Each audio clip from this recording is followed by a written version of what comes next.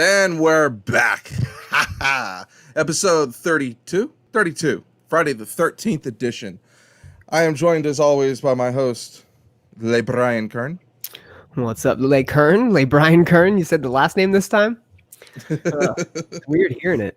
Did I tell you about the album I got from the? You got an album? Store? An album? The record I got with my name on it. Oh yeah, you showed us last week. Yeah, you're not even taking inventory of the dumb shit you show us. Pretty excited. Well, I'm just getting a whole shit ton of it. Did you see my thing? My eye? Is that an all-seeing eye? Yeah. I got other cool shit. I hung up a decoder poster. The decoder poster's up there. I don't know if you saw that. You see that? Yeah, that's amazing. I kind of feel like I want that filter back on my face. For the entire show? Instagram's a lot funner. It's really not. Yeah, if you want to see us look like idiots, definitely check out the terrible Instagram live video that we posted earlier. It was pretty bad. I'm posting it right now. Episode 32 pre-show. We try filters and look stupid. Is that accurate? Honest to God. Yeah, that is very accurate. Yes, stupid as fuck. Honest to God, that's my first time fucking with filters because I'm not on Instagram like that with filters. Besides the band filter. Oh, I don't even fuck with them. No, you misunderestimated my interest in filters, and there is none. And so that's why the filters on the Instagram are one that I did not try.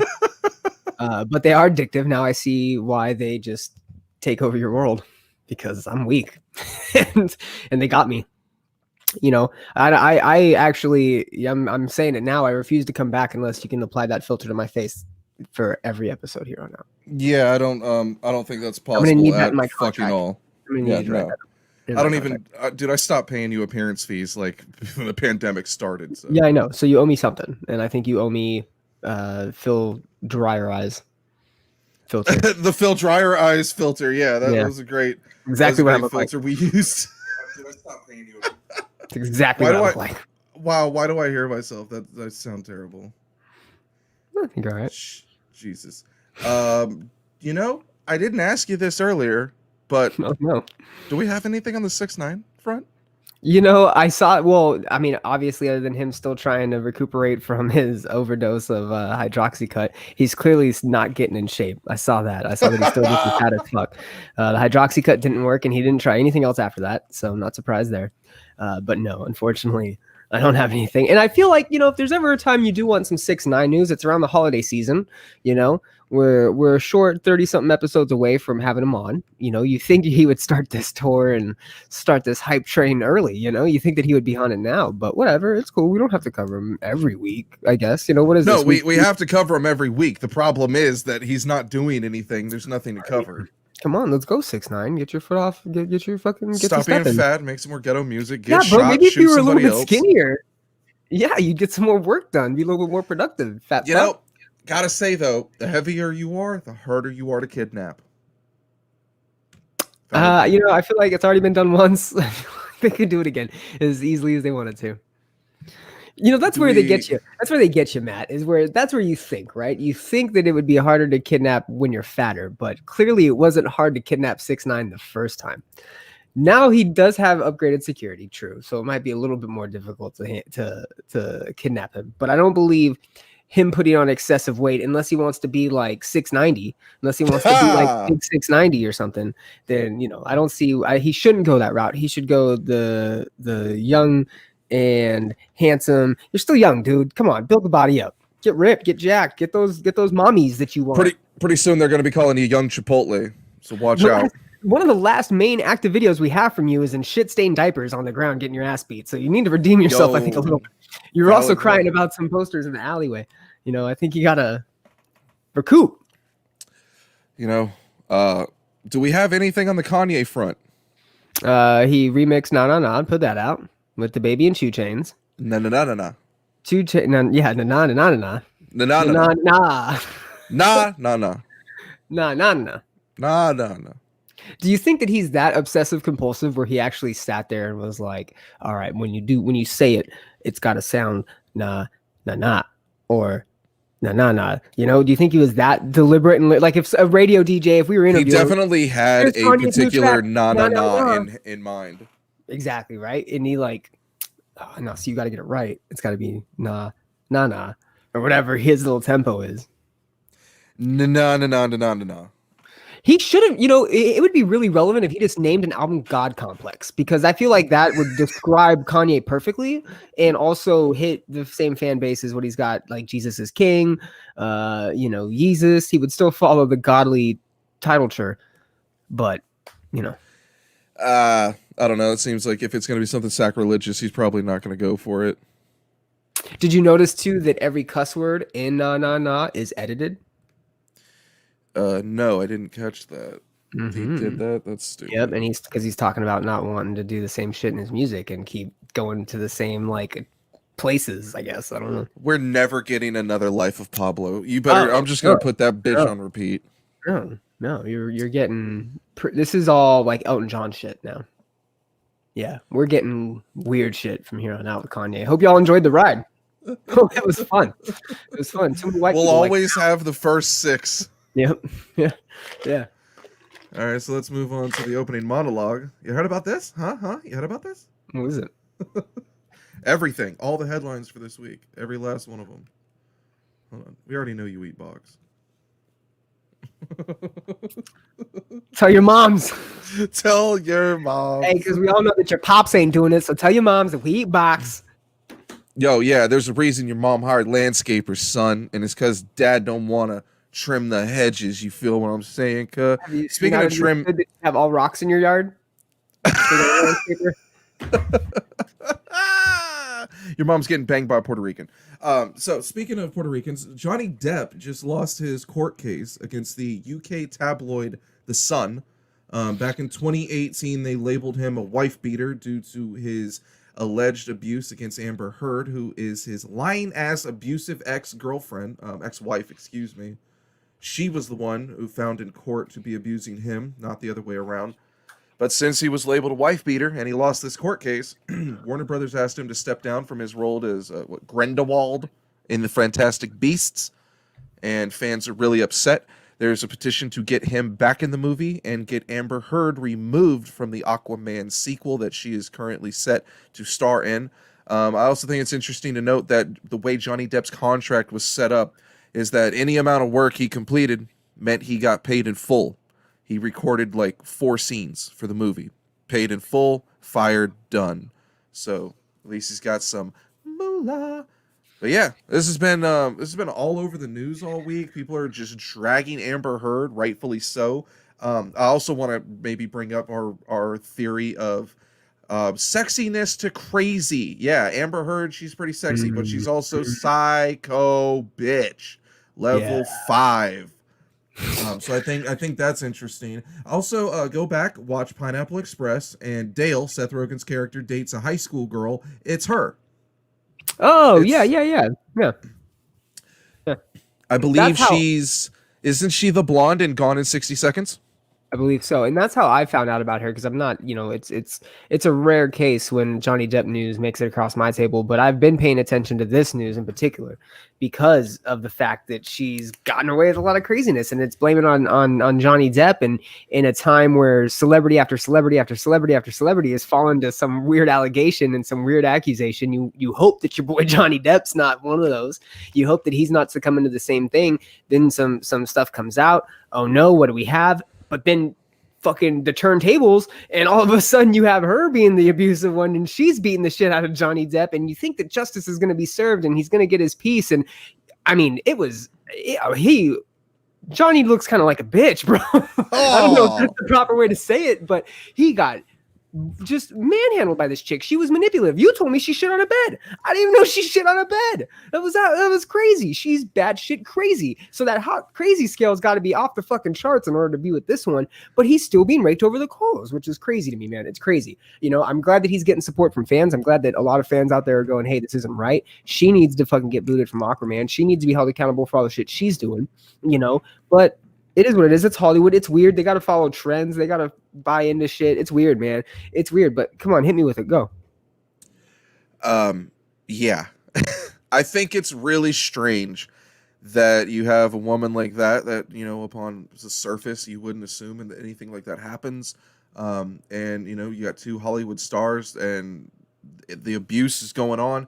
The truth is pretty much all of it has come out in court. Now, while a judge did deny that he doesn't believe Amber shit in a bed, that is the going story that Johnny told, and Amber was upset about a nickname he created, Amber Turd.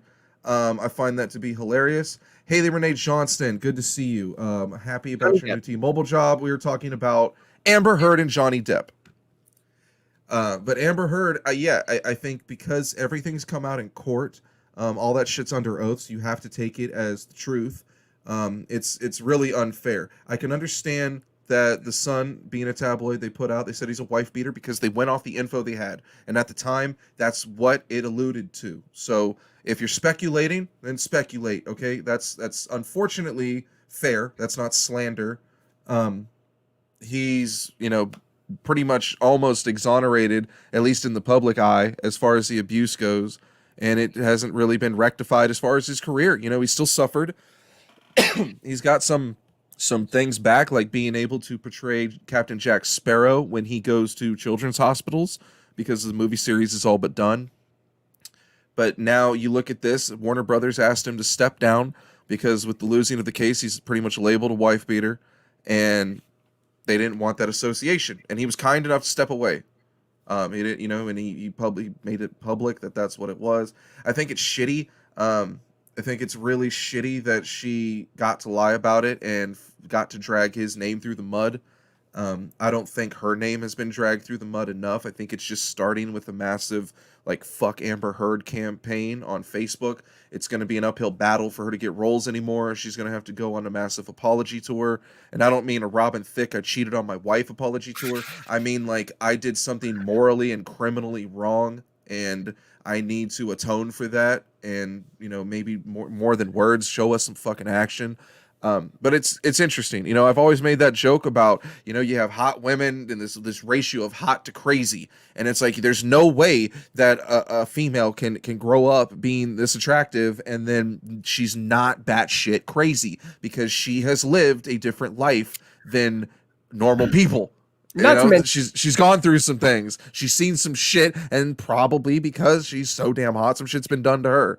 and let's be real, you and me are dealing with a lot different of a level of crazy hot scale than an Amber Heard. Okay, not only is Amber Heard crazy hot and crazy, but she's she also, can shit in my bed any day. I will suck farts, but she's also a fucking celebrity. So she's also been in the limelight and fucking in public eye for quite some time, right? And so it's like, all right, she's already got the pressure of being a fucking star. Now she's put into maybe one of the most high profile relationships in Hollywood, right? You're fucking dating Johnny Depp, and you yourself are this new young starlet, you know. So it's no wonder that shit got a little weird, crazy out there. But you know, I'm glad you're right. The social court, which is probably the biggest court nowadays, is giving Johnny. That's all that matters. Twitter justice. Yeah, you know, I think that they're fighting for him, which is good. It's unfortunate for Amber. Hopefully she learns the errors of her ways and you know, doesn't do some shit like this in the future, and understands the power that something like this has, you know, not only in the moment but on the longevity of a career. She's ruining it for all the victims of actual abuse.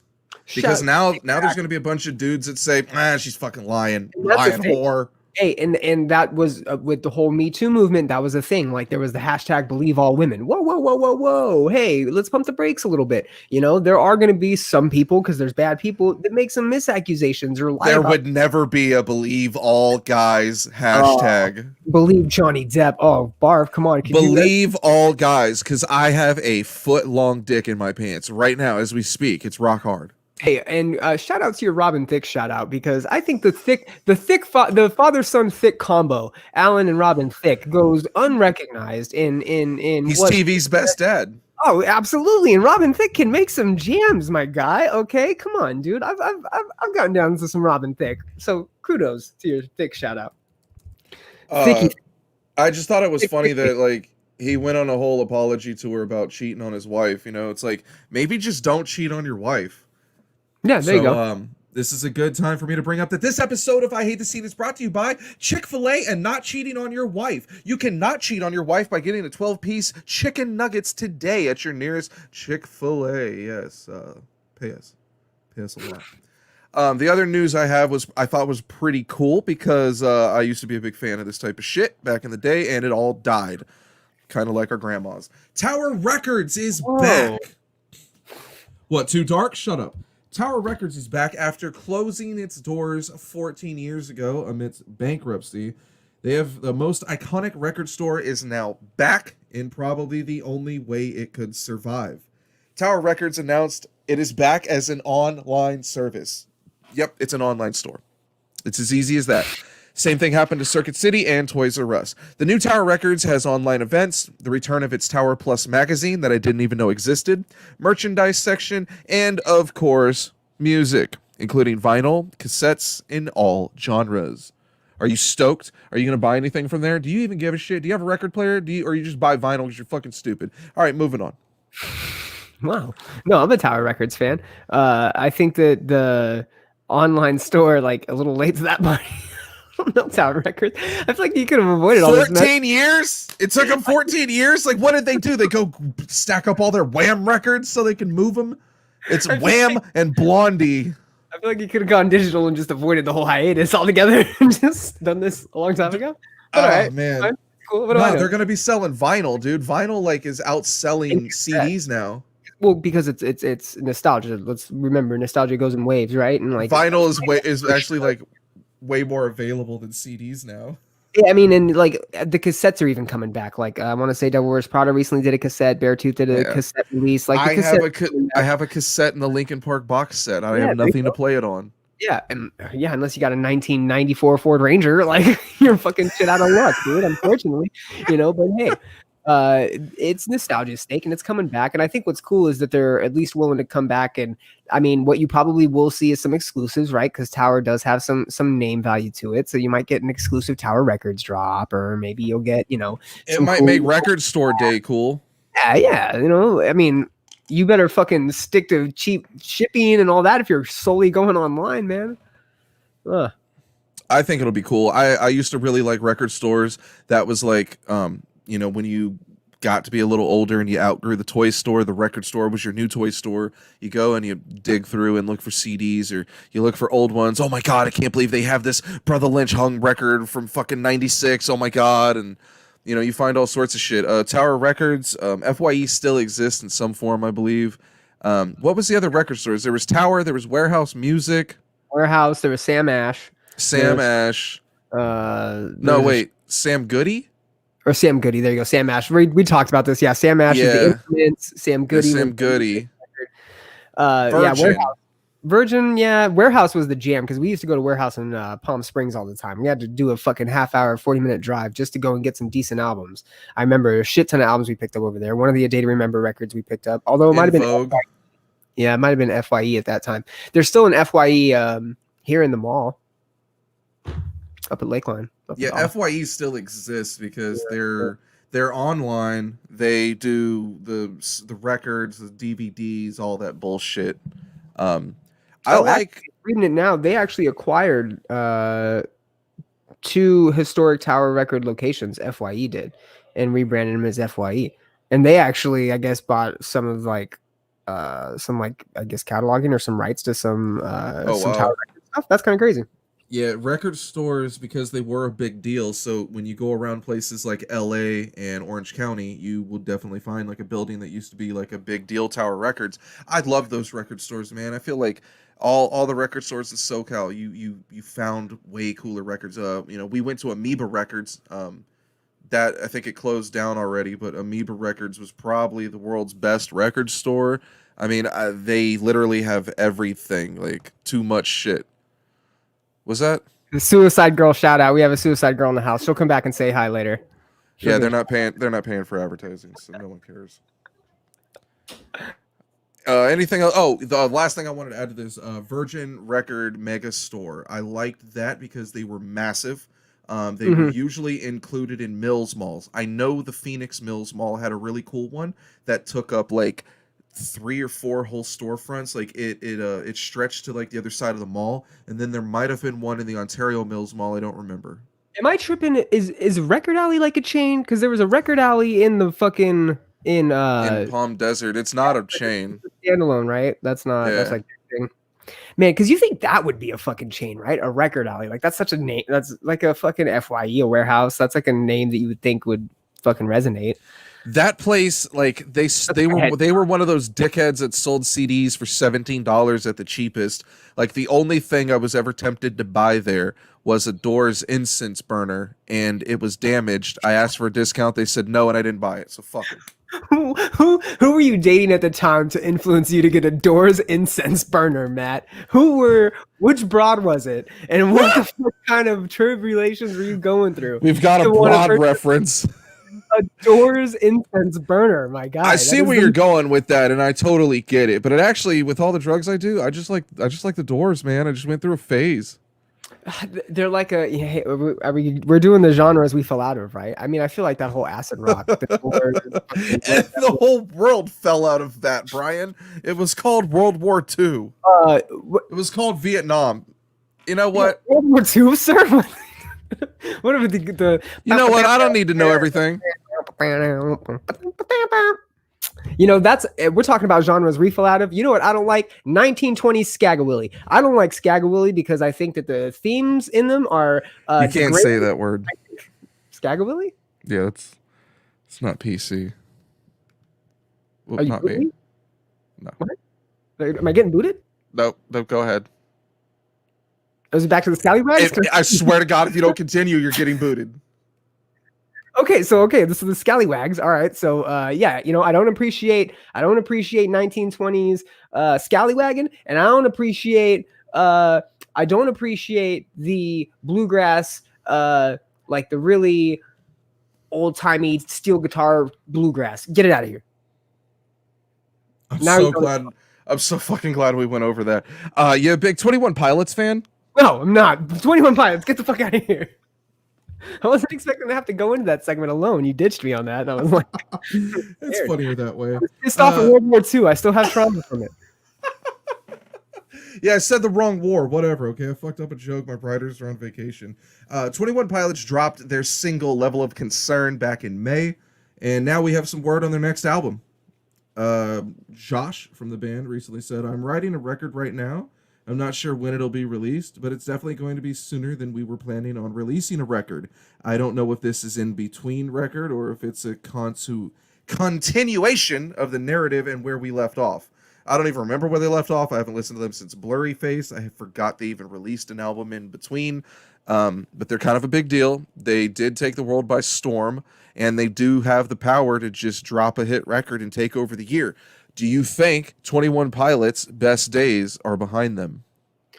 I think 21 Pilots is one of those bands. They're like a Kings of Leon or a Killers. They're a band that you always have those like diehard Killer fans, right? Like, the Killers have been around, and I feel like Kings of Leon fell the fuck off.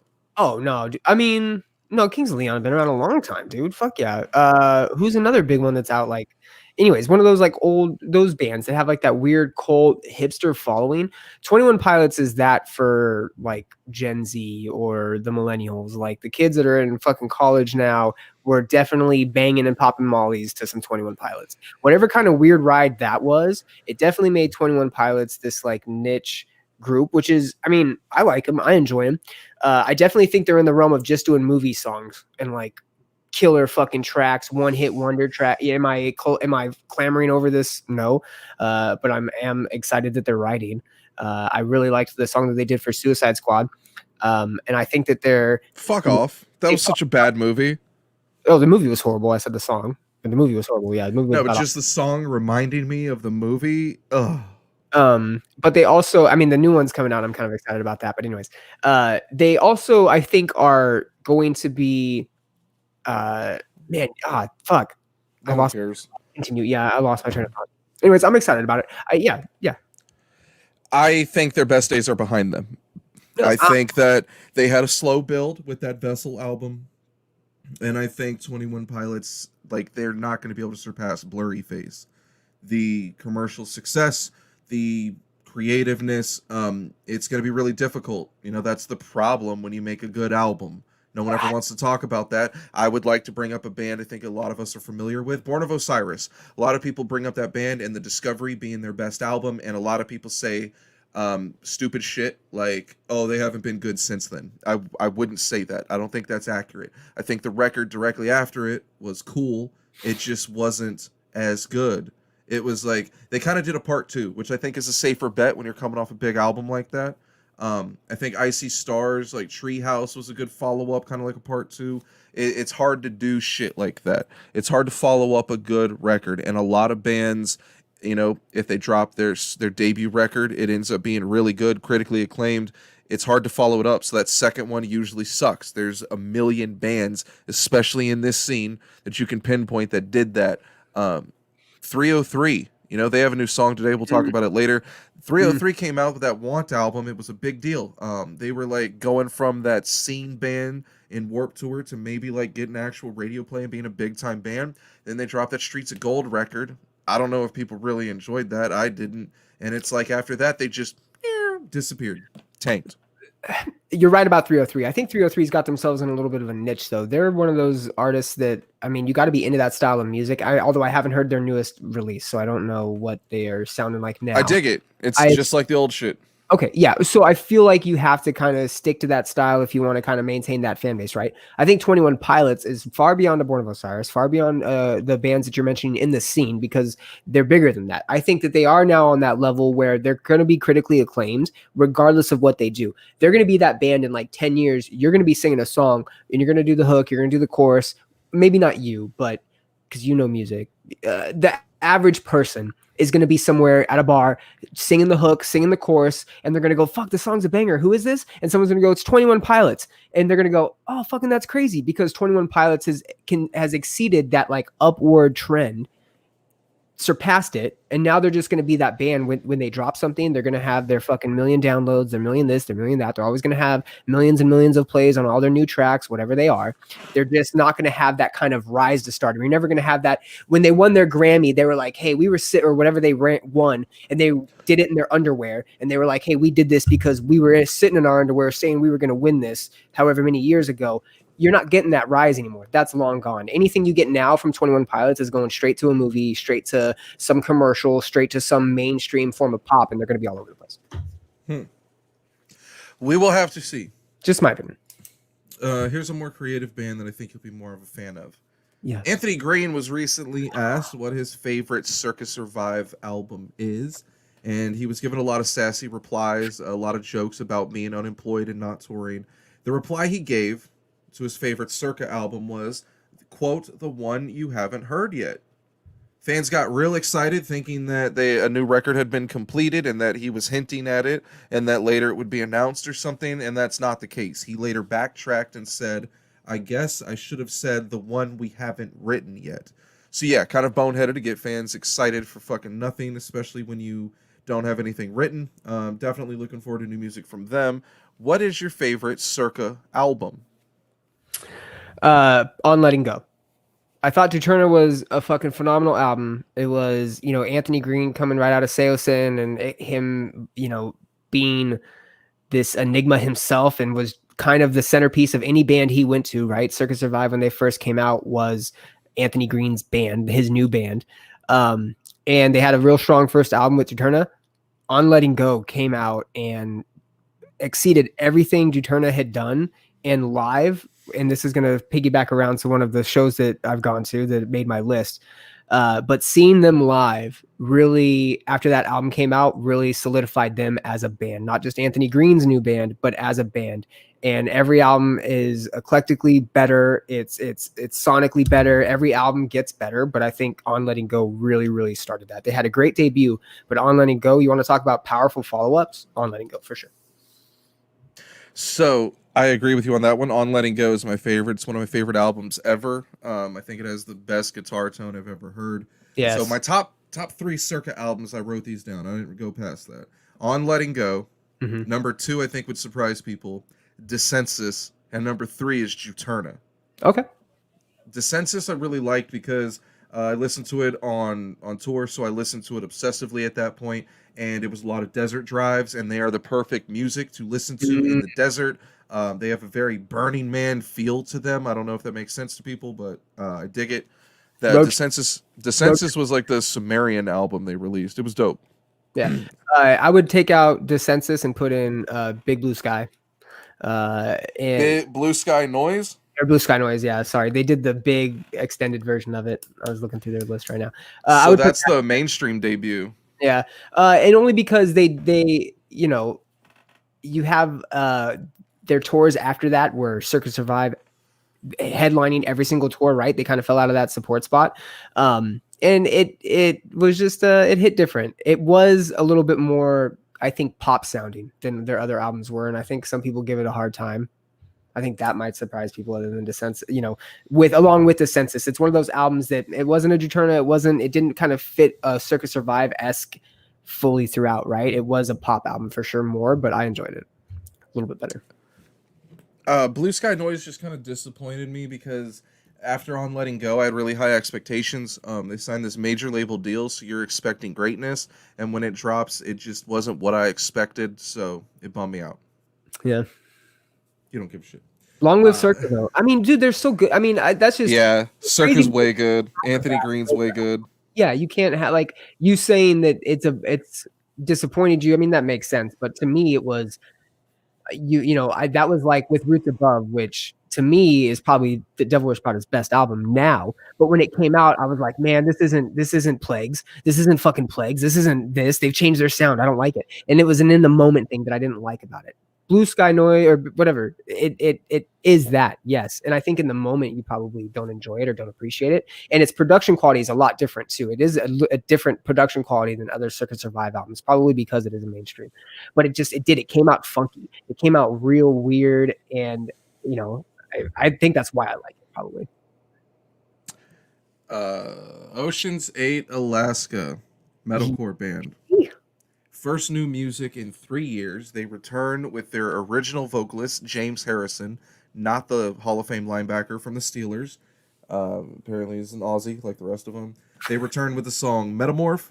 It's pretty cool. This band's always like, you can tell the drummer writes a lot of the music, so it's very drum driven. It's got like complex drums, and I think that kind of hindered it on that first album because they're kind of all over the place, that it's hard to jam to, and then you could tell a lot of the vocals weren't really there on the album.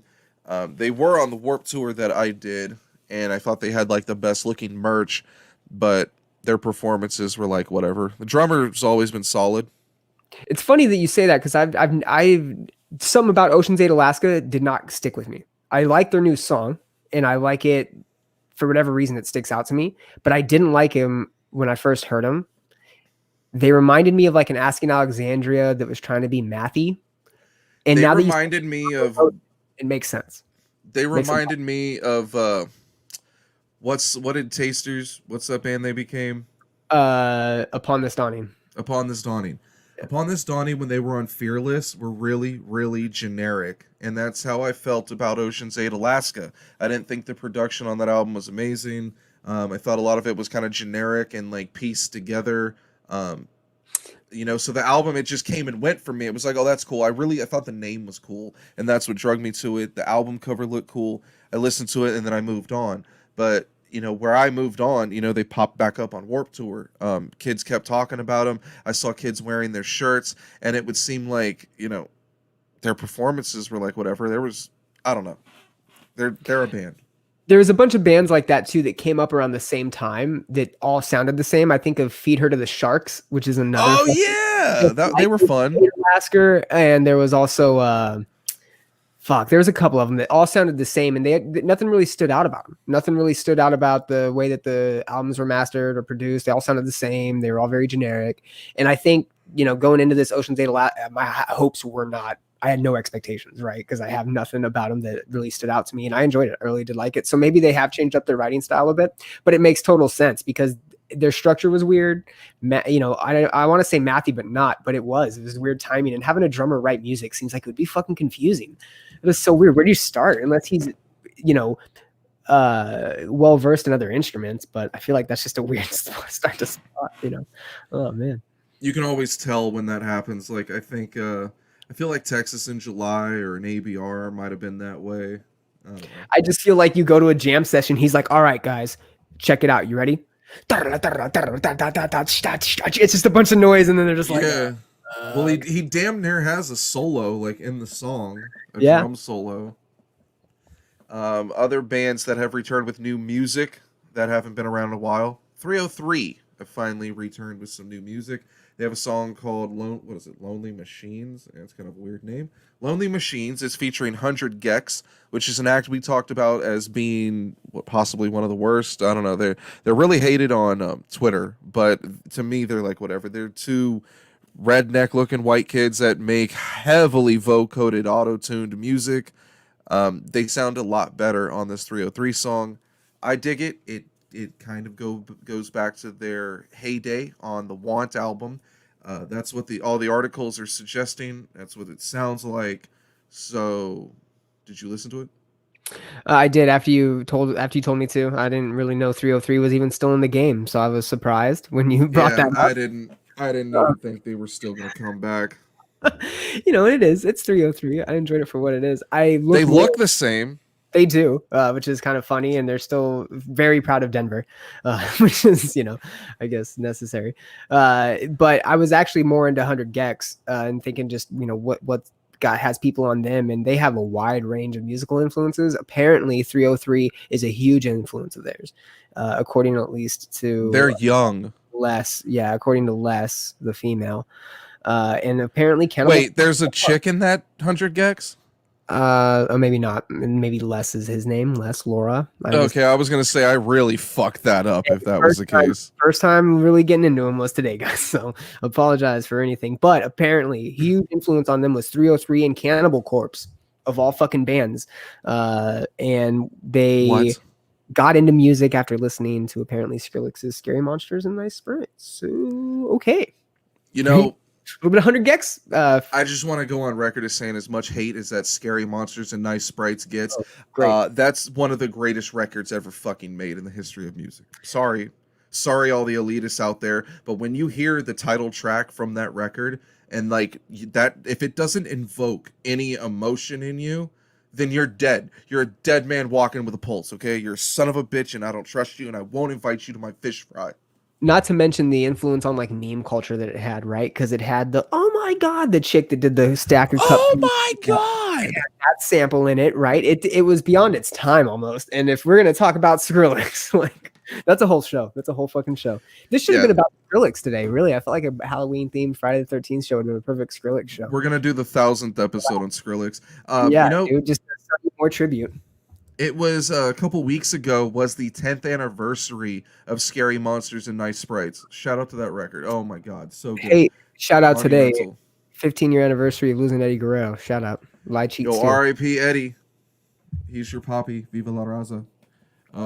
More bands in the studio. All right, Bleeding Through is in the studio. Thank God. They posted this about 2 hours ago. They're in the studio. Stoked? I'm fucking way excited. I love Bleeding Through. Orange County. Let's go, baby. California. They were also part of the bands that helped Chain Reaction stay afloat. So shout out to them. They're fucking Chain Reaction OGs. So yeah, I mean, fucking they're legends. Clutch also. I don't know if we have any Clutch fans out there, but Clutch is back in the studio. And what they're also doing is they're reprising a bunch of their older stuff. And they recently have a remix of a song with Randy Blythe from Lamb of God. A bunch of bands are coming back out, man. So get your trucker hats ready. Clutch is coming back. Shouts to Derek Wade Timmons. That's his favorite band. He is a truck hat wearing motherfucker from Indiana who once worked in a coal mine, who now plays in a band who's probably doing System of a Down cover songs somewhere in the desert. Hey, you're a unique person if Clutch is your favorite band. Bro, his favorite bands are Clutch and Primus. Oh, wow. Okay, yeah. And he's never been on the show? I'll hit him up. He was in a band called Sleazy Cortez. I don't know. I think it's a different name now, but he's definitely in the desert. So shouts to 760 Coachella Valley, Indio, Palm Springs, Palm Desert. What's his name? Derek Wade Timmons. Shout to him. Yeah, dude, for sure. Oh, we're getting him. All right, so I got a question for you. You know what? Not a question. Let's do the album reviews, and then we'll do the best shows. We'll save the good shit for last. Okay, yeah. Go. All right, so I want to go with. All right, I'll go with honorable mention. 2 Chainz. So help me God. This was going to be a tough one for me to figure out my top 3 for the week. And while 2 Chainz has a fucking banger of an album, I I told everyone Bleeding Through was recording and no one believed me, so boom, I'm stoked. Amber Maelstrom told all of you and you didn't believe her, you bastards. She's Fuck you right, guys. you're How dare wrong. you. Yeah, you punk bitches. Way to go, Amber. So the new 2 Chainz album, it's fire. It's fire. It got a shit ton of guest appearances, shit ton of big production. I think 2 Chainz, at least from his debut as 2 Chainz, I think he's progressed his rap a little bit. He's kind of adopted more of the pause and go mumble rap style that seems to be insanely popular right now with guys like Young Thug, 21 Savage, all that shit. Whereas like, back in the day, he was rapping, your standard East Coast style 16 bar bullshit. This album's fire. I really like it from the get-go. Track 1, Lambo Wrist, it's all really good. It just, when you're stacking it up against these other 3 albums, it's a little tough. So my number 3, I think, might be on your list. Ghostkid. Okay, all right. I thought that was your number 1. I thought you were My list is a little. I got a surprise at number 1. Okay, you gotta stay tuned. He didn't even make 3. Yep, just a mention. Okay. I found another album like in between getting on the phone with you, and I was like, you know what, this is my number 1. But number 3 is Ghostkid. We interviewed their vocalist Sushi a couple weeks back. Real cool kid, informative. They're a band out of Germany. He is a former vocalist of Eskimo Callboy. The album's dope. It's heavy. It reminds me of Asking Alexandria, the way that he structures his hooks and his choruses. But I think he does like maybe a little more wild, rugged, jumpy metalcore than Asking ever did. So that's kind of fun. It's got like that little foreign vibe to it. Some of the hooks are kind of like a cross between like alternative or like hair metal when it comes to the clean singing. Like he's kind of like trying to like really rock and roll it. So I dig that. And it's got fat breakdowns. So I think all the kids will like it. I don't want to say that was my number 3. So we'll go into my number 3. Yeah, that did make my we're tied. list. I didn't even listen to it until you were talking about it. I did read the reviews on it, and something that I think stands out, and I think this goes to show bands that like to stay gimmicky or like to kind of have something behind them. I don't know if Eskimo Callboy was ever intended to be like a gimmick band, but I don't think many people took him serious. I sure as hell didn't. I know that they got some notoriety and some tours, and they had some claim to some success, but they weren't necessarily like everybody's banger band. They definitely weren't coming out and trying to be taken seriously, I don't think, outside of their music anyways. And a lot of the reviews I read about Ghostkid's album was that he ditched that parody style music, that immature was a word that was used, music, and has taken on a darker, more serious tone. And I think that should be noted because I was reluctant to listen to it because of the Eskimo Callboy lineage to it, right? I'd heard the singles and, it didn't really... It's definitely German metalcore. It's a different style metalcore. You said something funny right now. You said it sounds foreign, or you said something. I wanted to go, yes, that's exactly a great way to describe it. Forecore. You called it foreign sounding or something, but that's exactly what it is. It's a different metalcore, and you hear it, and it's like a Rammstein meets a fucking something, and it fits. It's good. I do think he went kind of like alternative, I want to say, with the clean singing. He sounds kind of tone deaf, and I don't know if it's not in a bad way, but the way he carries his chords and the way it sounds like he's trying to emphasize, it comes across almost like twangy alternative, like a fucking name a fucking shitty Danny Warsop band. No, not fucking a shitty band, period. Dennis Stoff. No, like not a crutch. I want to say Jeffrey Welfare, but not 1,000-foot crutch, like a Switchfoot. Dare you to move? It sounds like he's going for that weird cringe. Who the hell likes Switchfoot? I don't know, bro. That's all I can think of. But it's not bad. It's coming out German. It's coming out German tone deaf, which is good. Not fucking Switchfoot tone deaf. Dare you to move? Like, get out of here. Sing that again. Way to go. Dare you to move? See, it's different every time because I don't know if I'm trying to capture the Pacific Northwest. Who the hell likes such? Can that be the name of the episode? Yeah, I just have to go back and edit, everything. No big deal. Hell, like Switchfoot. Who the fuck likes Switchfoot? How dare It's they? funnier because the girl I'm dating like Switchfoot and was wearing their shirt today. Oh, good times. Uh, that's how Uh, to wander off the maids. Sorry. yeah, piss off, maids. We're not done yet. My number 2 for the week, and this guy is gonna hit my top 3 whenever he drops something. Future teams up with Lil Uzi Vert. I know it's a match made in heaven. I knew that was coming. I knew it was coming. Pluto and Baby Pluto. Fire. That's all I wrote down. Fire. That's all it says. That's all I wrote. Fire. That good, huh? So 3 tracks in, I listened to this record with someone who's never heard Future, doesn't listen to hip hop, and I'm vibing to it. I'm nodding my head, and I already know 3 songs in that this is a hot record. This is better than the collab Future did with Juice WRLD, R.I.P. This is better than the collab Future did with Drake. This is really good. R.I.P. This is a great. Oh yeah, R.I.P. Your whole fucking career, bitch face. Bitch.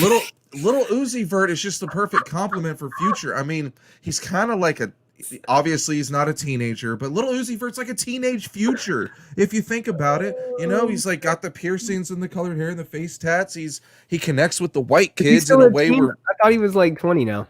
he's obviously not. I'm using it as an expression. The way he acts and is so jubilant, and the way he looks. He definitely connects with a different crowd of teenagers than I think Future does. Future's going to reach that suburban crowd.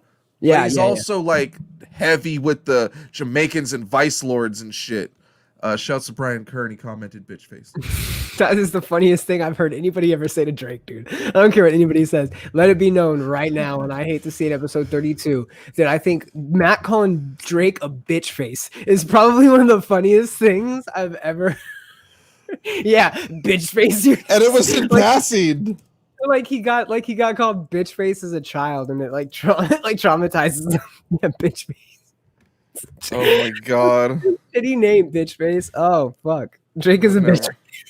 It never ends. It never ends. Bitch face. Okay. Can I do my number 2? Yeah, I just realized it's been saying headlines this whole time, and we've been on to album reviews. Fucking Jamie, dude.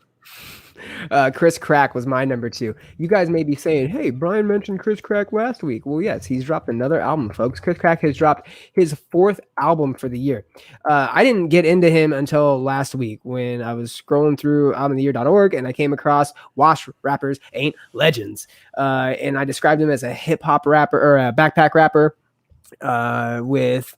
I think I compared him to Chaos, right? A little bit of a more hip-hop influenced sound, like a 70s, 80s hip-hop, not necessarily anything fresh or current in terms of samples or beats or anything like that. He's using a lot of real simple hip-hop loops. That's what it is.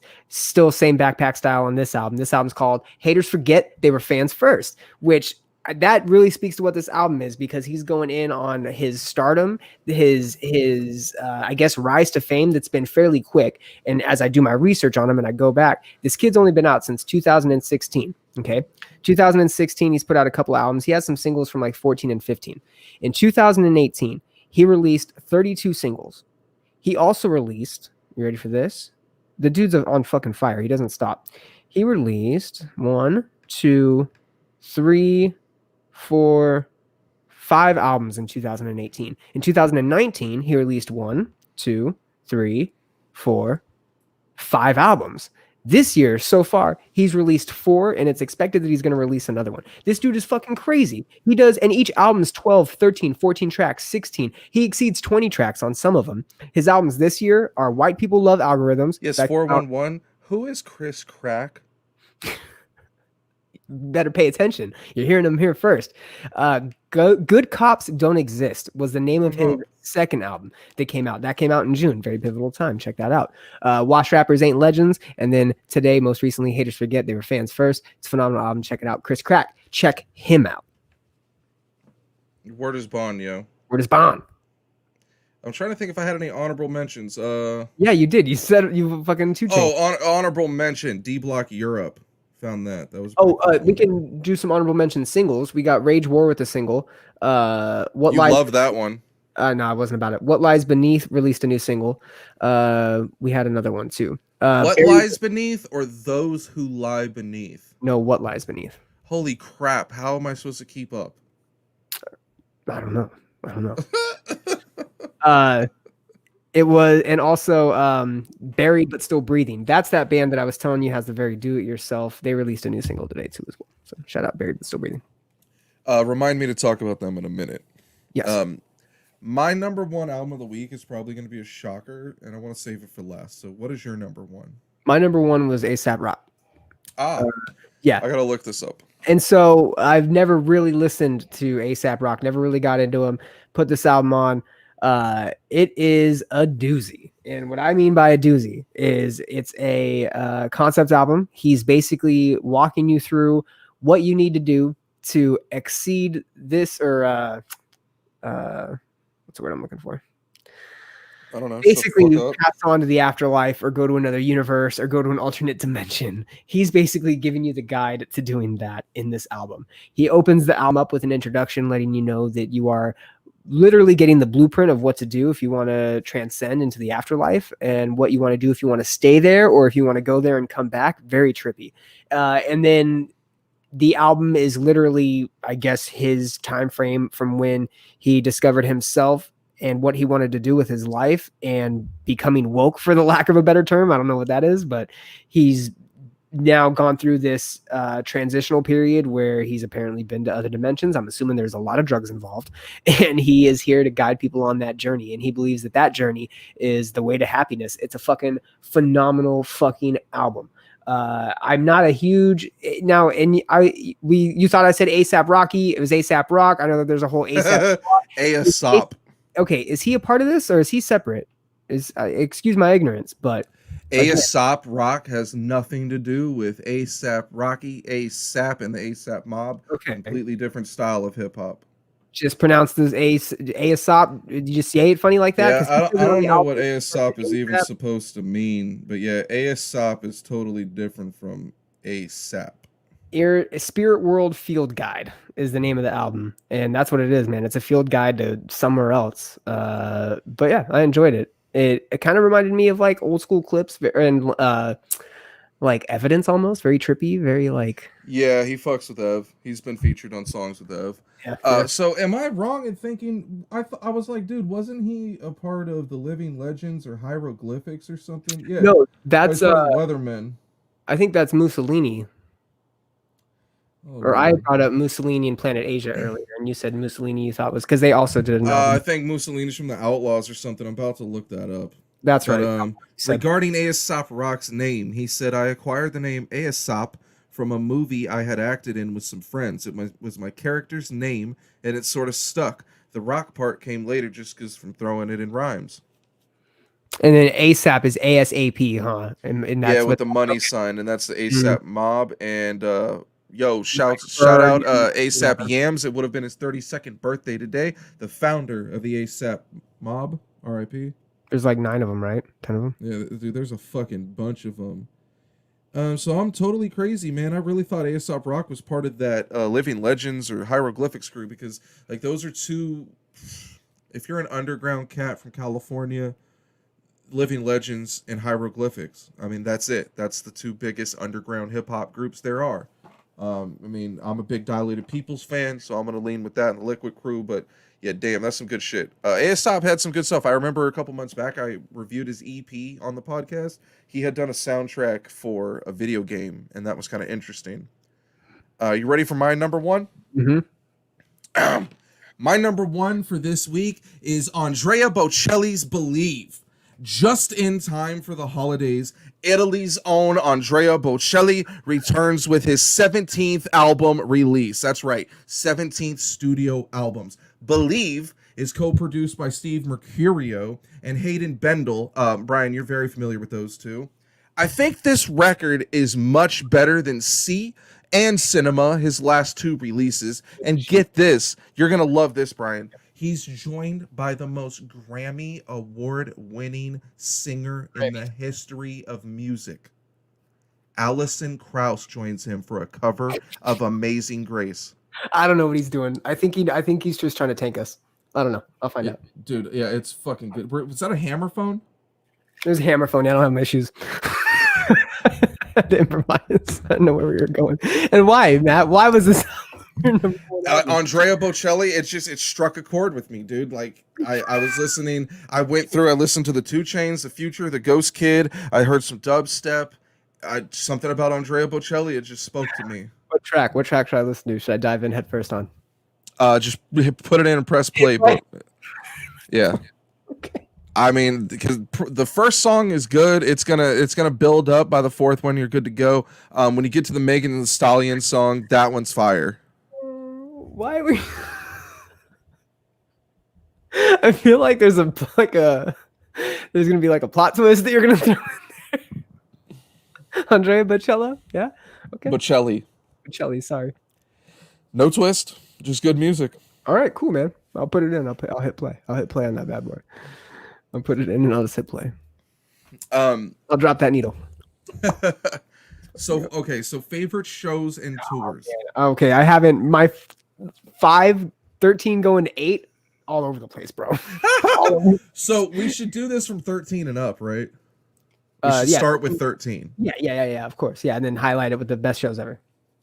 Now, I will say that my 8 through 13, they could probably be rearranged. I wouldn't take the numbers too seriously. There's just other factors that played into these shows that may have affected them. 13th, I'm going to start this list off with Tech 9 at the Key Club in Hollywood. He was wonderful. He rapped for like 2.5 hours. Yeah, he did. He had Chris Calico, he had Cut Calhoun, all the Strange Music dudes with him. That was great. The only problem was the openers were part of the X Clan, Africa Bambaataa tribe, and they were also some people from the Cottonmouth Kings. Suburban Noise was like up Tech's ass at this point, and so like all the support acts were from that label. I didn't really dig any of them. However, Tech had signed a rock band out of Detroit called Critical Bill. I still think that's a stupid name, but I don't even think they're around anymore. They definitely dropped off Strange and did a regular rock record, but they had a cover of Ludacris' Move Bitch that was just fucking awesome because you don't expect a rock band to cover that. They covered it at a rap show, and it was just fun as fuck. I loved it. What about fucking Dead Celebrity Status? Did you say them already? Ooh, I totally forgot about them. They were actually good. Dude. Yeah, dude, they were legit. They were legit. They were the best. We were like, what the fuck is this? And there was the 3 of them, and they had the DJ. We were like, what is this? They were cool. 2 MCs and a DJ from Canada. Black dude, a white dude, and an Asian dude, and they were from Canada. Yes. They were kind of underground. They had a really cool style. They had a collab with Joss Stone back when She Mattered. And they had a song featured on the Triple X soundtrack. That's where I had first heard them. Cool name, Dead Celebrity Status, Dead Celeb. The album was actually pretty cool, but like, dude, they were so unknown that like nothing ever came of them. They had said that they started getting some promotion with Bodog fights, which I'm pretty sure doesn't exist now. That shit went under, right? Yeah, no, Bodog went under.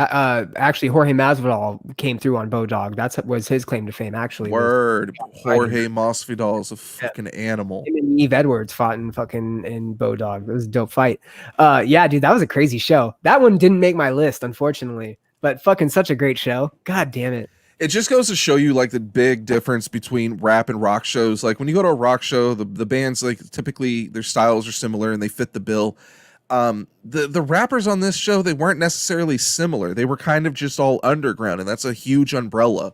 So while the openers kind of sucked, I did enjoy Dead Celeb. I enjoyed Critical Bill. I didn't enjoy Big B or any of the Cottonmouth shit. Yeah, I didn't enjoy the X Clan. Sorry. It just wasn't my thing. But then when Tech hit the stage, it was great. And it's the reasons like that why I didn't include the Lupe Fiasco show at the Key Club at Morongo on this list. I was underage. Got in through the radio station, got in VIP. Lupe hit the stage at 2 a.m. and I had school the next day. Yeah, you did. Oh my God. Every opening act was terrible. They were all local. They could go straight to hell. I remember 12 dudes being on stage. Everyone had a microphone. It's like, why? Like someone needs to turn that shit off. What is your number 13? My number 13 is probably going to be, oh no, it is definitely, sorry, I'm adjusting one of them because I'm kind of God, here we go. Yeah, dude, this was a hard one for me. My number 13, and I honestly could probably put this higher. I just needed to put it somewhere because of its relevance. But Spit it out. Our Dance Gavin Dance, A Day to Remember, Alice Santa show, I 2007. definitely have that higher. And we'll save it. You can tell me where it's at. We don't have to talk about it now. We'll rejoin it because I'm gonna breeze through these next ones. Yeah, that's my 13. And just for the stardom, man, I think that was a great way to fucking kickstart your introduction into that type of music. And I think that was a good show for us as a friendship. And like Luke being there was cool, weird but cool. And that whole weekend was a fucking trip, man. It was a great time. That shit was fun. We went to Soma, San Diego. San Diego is one of my favorite cities on the planet. Bonfire and drinking Newcastles and Fat Tire on the beach afterwards. That was real fun. The show was great. It was such a solid lineup because all 4 of those bands became headliners. But at the time, it was the Rise Records tour. You know what? We'll talk about it later. All right, number 12 for me. It would be much higher on the list, except for an incident I had at the show. Dilated Peoples, Little Brother, and Defari. This is a wonderful lineup if you're into backpack rap. It was fucking incredible. It was at the House of Blues in Anaheim, which is on Disney property. I got thrown out for underage drinking during the headliner. Yeah, so that's what ruined it for me. Number 11, I'm going to breeze through these real quick. Rock the Bells Festival, and it goes hand in hand with my number 10, Paid Dues. These 2 festivals were huge for hip hop. Rock the Bells was the bigger festival where they pride themselves on bringing in like quote unquote real rappers, lyricists, people that represent the culture, not just the music itself. And the headliners that when I went was like Method Man, Redman. Special guest was the Black Eyed Peas without Fergie, which they later kicked her out. That was dope. You had the Cool Kids.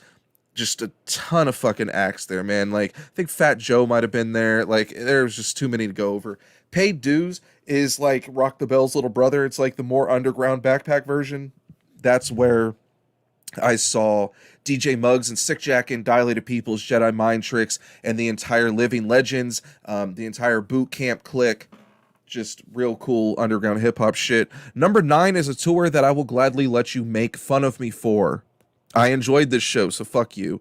Breathe Carolina, The Medic Droid, and A Cursive Memory, Chain Reaction, Anaheim. If you're into neon pop or you're 12 years old, this would have been a wonderful show for you to attend.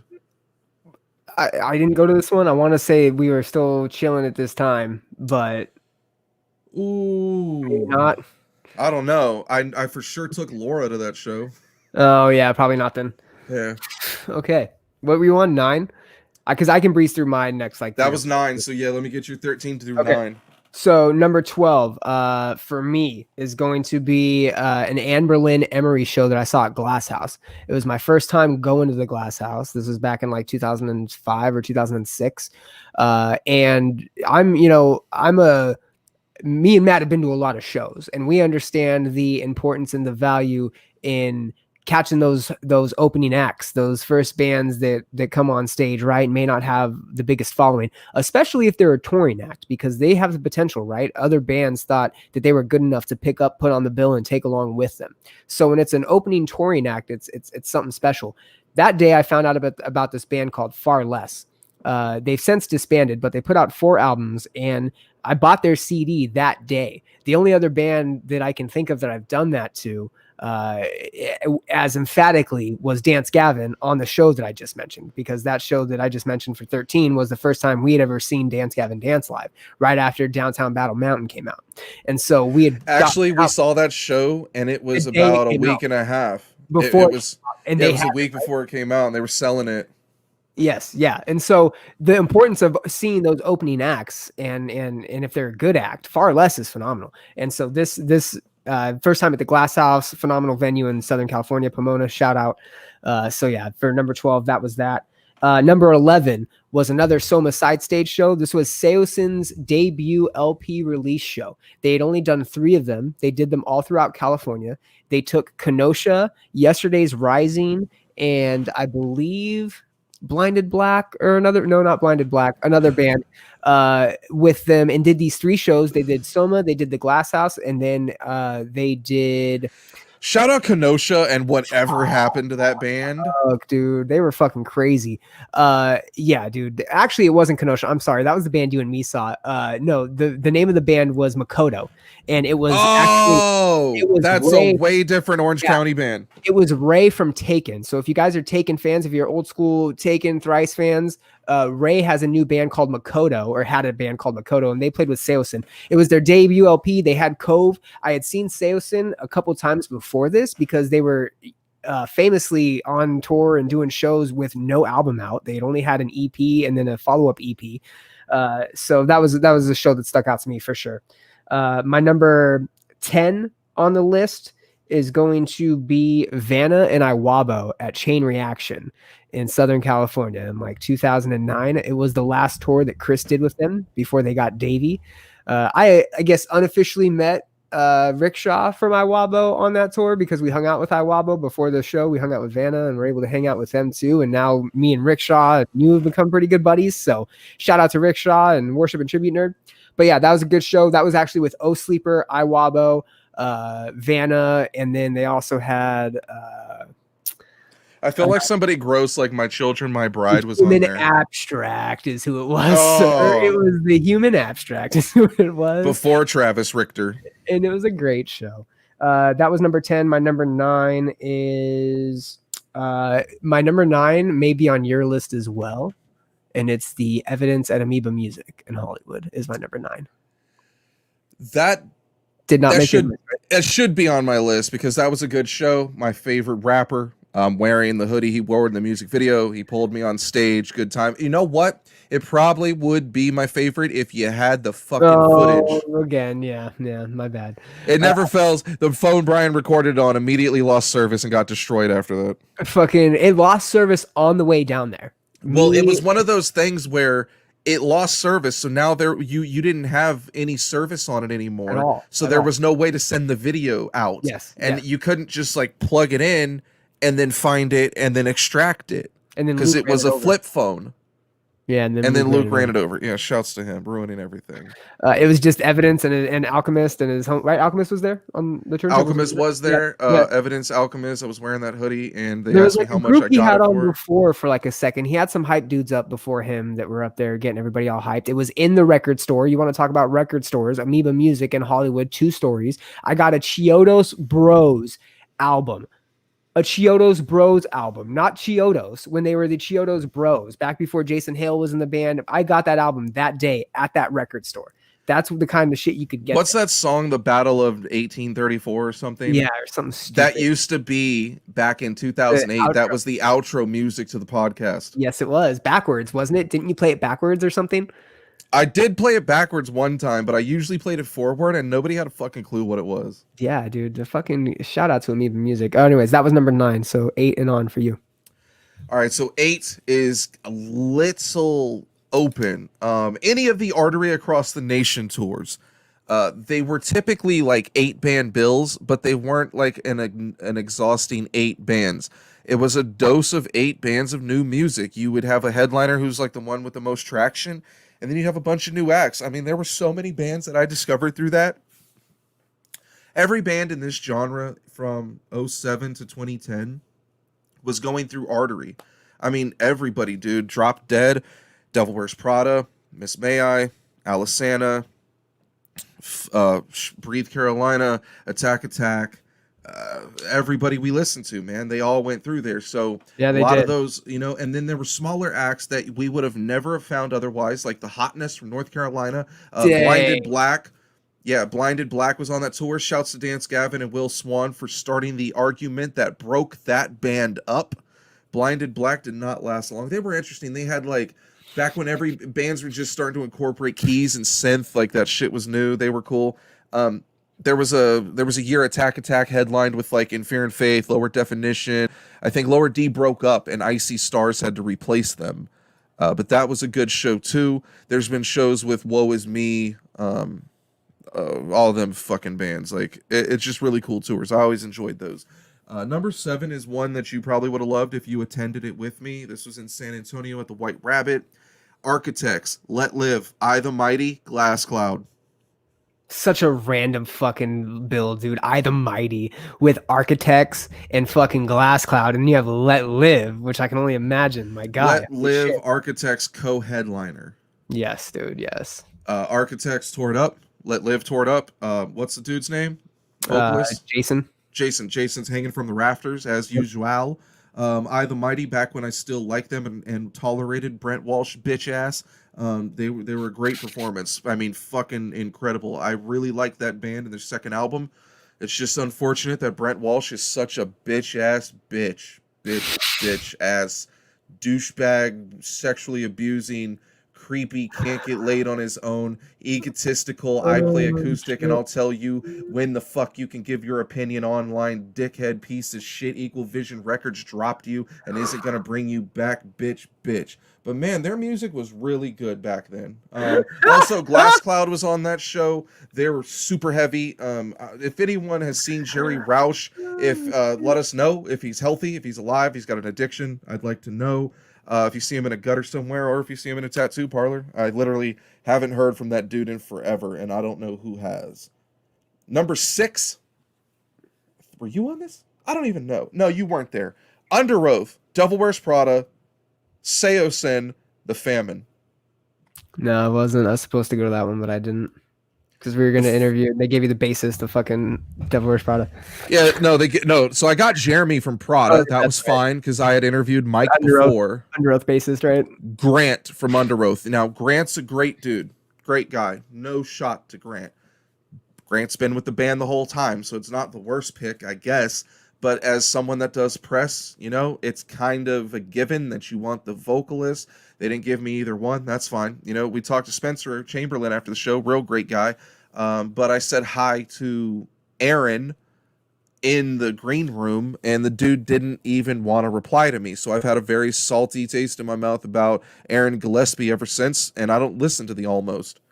Number 5 is the Drop Dead Gorgeous Alisana Day to Remember Dance Gavin Dance Rise Records tour that you were talking about. So, Drop Dead Gorgeous headliner, Alisana headliner, Day to Remember headliner, Dance Gavin still headlining to this day. Drop Dead's broken up. Alisana is pretty much fallen into obscurity, and Day to Remember would probably be still on top of the world had they not, fuck their underage fans. And then you have Dance Gavin Dance, who went from opening this show, and we had never heard of them. The going joke on the way there was those fools. Fuck those fools, because we never heard of them, and the name was stupid. So we're thinking we're not going to give them a chance. Yeah, and we were so hyped on A Day to Remember and Drop Dead. You had just gotten into the music. And what the joke is like, what do you think about Drop Dead? They're fucking awesome. What do you think about A Day to Remember? They're fucking awesome. What do you think about Dance Gavin Dance? Fuck those fools. Like, we didn't even know who they were. We didn't care. That was it, right? Because we were still newer to shows. I don't think we appreciated openers. Oh, yeah, no. Well, I wouldn't say that. I definitely did because I hadn't become jaded yet. So every band on the bill, whether they were a local opener or the headliner, I respected each one and thought they were all really good. It wasn't until later that I became a dickhead and hated the scene. But that show was incredible, dude. Dance Gavin, the first impressions were the intro to Downtown Battle Mountain was the way they opened their set. And you see them, as the music's starting to build up, they're kind of wandering around on stage, and fucking Johnny Craig comes out wandering around, and he's got a double rat tail that he calls a rat tailgate party. He has the Jedi lock in the front and the rat tail in the back, and they're on like opposite sides, and he's got a mullet. So he looks like a redneck piece of trash that we didn't know they were from Cali. We didn't know they're from Sacramento. Johnny, I would have like Oklahoma or somewhere. If you would have told me that Johnny was from Kentucky, I would have bought it big time. Hands down. He might be. I mean, I think he's from Canada. Oh, what? He's from Canada. What the fuck? He was born in Canada. Yeah. So if anyone knows Johnny Craig, it would be me. Shouts to him and the classic band interview he gave us. Check that out on iHateTheScene.com if you're a fan of that type of shit. But yeah, that show, that's what spiraled all of this. Without going to that show and having such a good time and the vibes afterwards and like really obsessing over those 4 bands for probably an entire year and some for a lot more, like Dance Gavin and Drop Dead.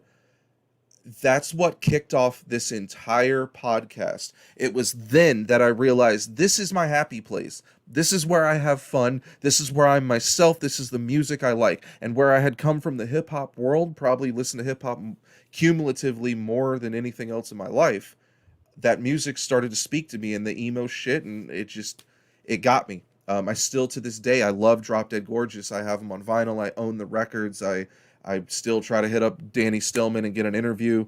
They're the shit. I don't like A Day to Remember anymore. I still could go back and listen to Alisanna's on Frail Wings of Vanity and Wax. I think that's classic. And Dance Gavin, we all know the story with them and how I feel about them. All right, where'd I leave off? Number 8? Yeah. Number 8 for me is going to be Taste of Chaos 2015. So this is a particularly special one. Was that the return? Yes, it was. And I went to every single Taste of Chaos prior to that, right? So starting in 2005, the 2015 one was the reunion one. It was just a one-day event. It was held in San Bernardino and at the Glen Helen Pavilion or the amphitheater, whatever it's called now. And it was fucking phenomenal. The reason that this one stands out for me is it took all the greats from the original Taste of Chaos tours. So it had Thrice, The Used, Circa Survive. It had Jimmy Eat World on it. It also added in All American Rejects. You had Mark Hoppus and like a whole DJ act going on. But then you had some great openers. Okay, for the openers, you had Story of the Year, Glassjaw, Seosin. You had Senses Fail. And then you also had like a mirage of what I would consider like your Battle of the Bands openers doing like the first hour or two. Me, my fiance, and my buddy Josh get to this festival. We each drink a Four Loko, and then we share the Four Loko Gold Edition. We hang out. We meet these Canadians that happen to park next to us in the parking lot. So we're tailgating with them. They happen to have a bunch of like little fucking shooter bottles, right? We have a bunch of liquor and weed with us, so we're partying with them.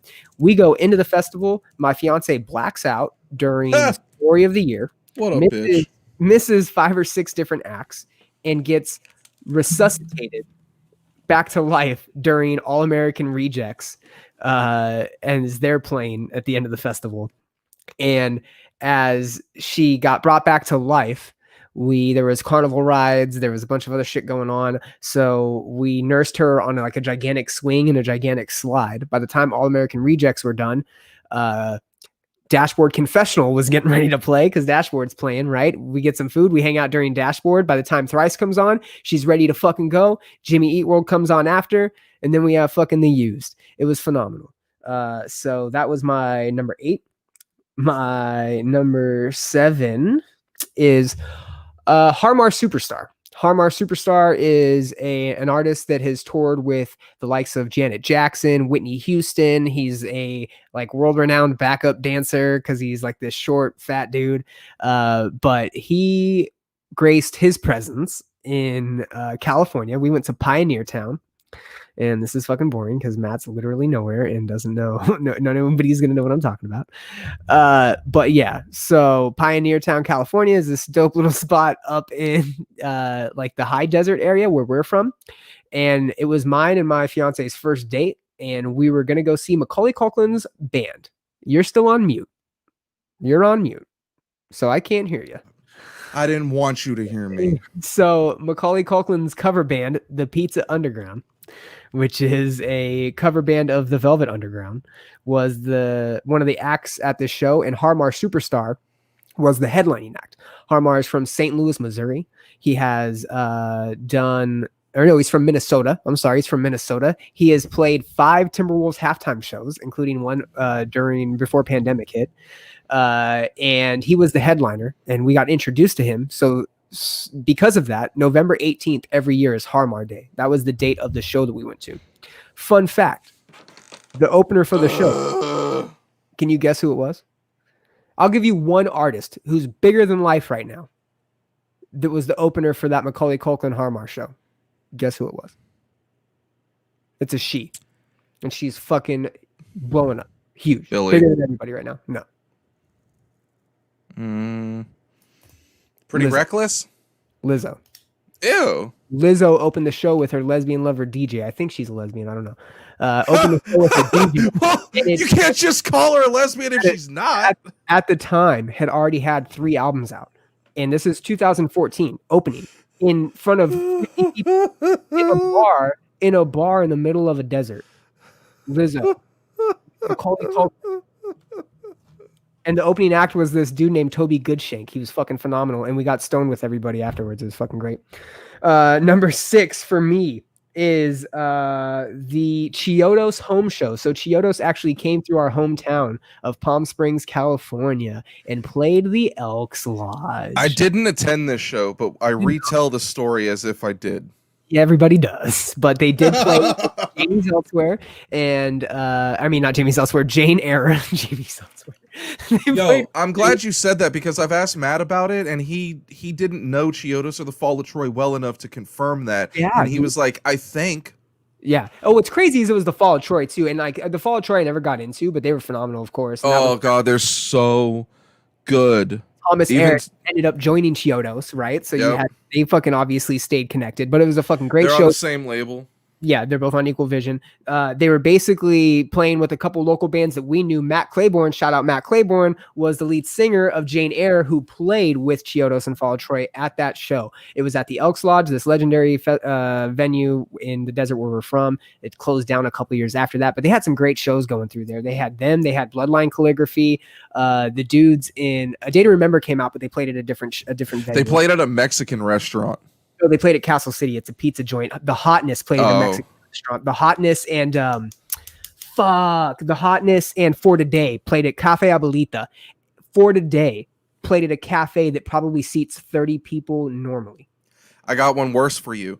Go. In the desert, I saw My Hero Is Me headline with Jamie's Elsewhere, The Hotness, Motionless in White, and Of Machines. It was at the Thousand. It was at that bar in Thousand Palms, right? It was at a church in Thousand Palms that had been firebombed the night before, and only 4 kids showed up to the show. We went to that show. You didn't know that, but we were there because Here Comes the Chaos dudes were there too, weren't they? They might have been, but you weren't because there was so little people there. I would have seen you. Like there was no one there. We didn't hang out. We definitely were at that show, and I'll tell you about it. I'll tell you the details to it too, because we knew you were there. Because you couldn't have gone inside because I was like, that show, there was no one there. It was put on by like Blackheart, and they did like the shitty production in town.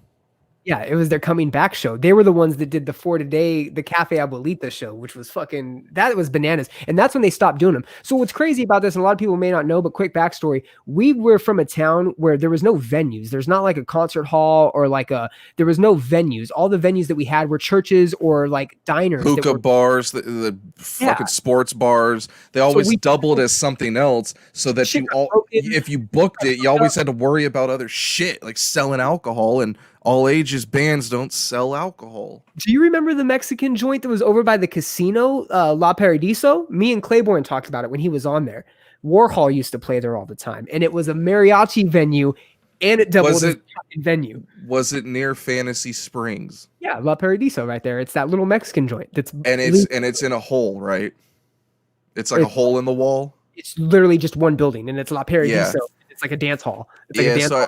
I think I went there when I worked with the radio station. That was shit. They had somebody called the Budweiser Boys that was like a party group. Yep. All right, my my number 5 is Warped Tour 05. Actually, this was the first time that I got to see a lot of bands that were legends in the scene. Thrice, Under Oath, My Chemical Romance, Fall Out Boy, Taking Back Sunday was there, Atreyu was there, you name it. The bands have played at Warped Tour. I've been going to Warped Tour since 2004. So, I mean, 2005, 2004, 2006, 7, 8, those were all pivotal years. If you caught Warped Tour during any of those years, you're a part of a fucking great section of time. What number are you on? This is 5 for me. I'm about to hit number 4. Good. Tell your 4 because my 4 is actually Warped Tour 2008. Okay. Will you tell your 4 then, and then I'll go into my 4. Warped Tour 08 was really cool. It was the first year I went as press. I had refused to go to Warped. I had a friend buy me a ticket one year. It was cool, but it just wasn't my thing. Warped Tour 08 was different. There was just the acts there were just fucking awesome. Greeley Estates, 303, Forever the Sickest Kids, just a lot of acts that August a bunch. August Burns Red, I think. As I Lay was that Remember. year. Yep, they had Evergreen Terrace. That was the year that Devil Wears Prada. Evergreen Terrace was there with Wolf Biker, the album. Yes. And Devil Wears Prada had covered Still Fly, and they were playing it live. And I remember they were on the monster like inflatable stage, and when they fucking hit that 808, boom from the amplifier, I remember it like shockwaved everybody. And I was like, "This is legit, dude." We went to the San Diego one, so it was a little bit, or the one that's a little bit more north. So Chula Vista. No, that was Ventura. The one I went to Pomona. Did you go to Carson? The one that's kind of by the bay. It's like I think it's not Carson. That's Los Angeles. Ventura. I want to say the Ventura one. Yeah.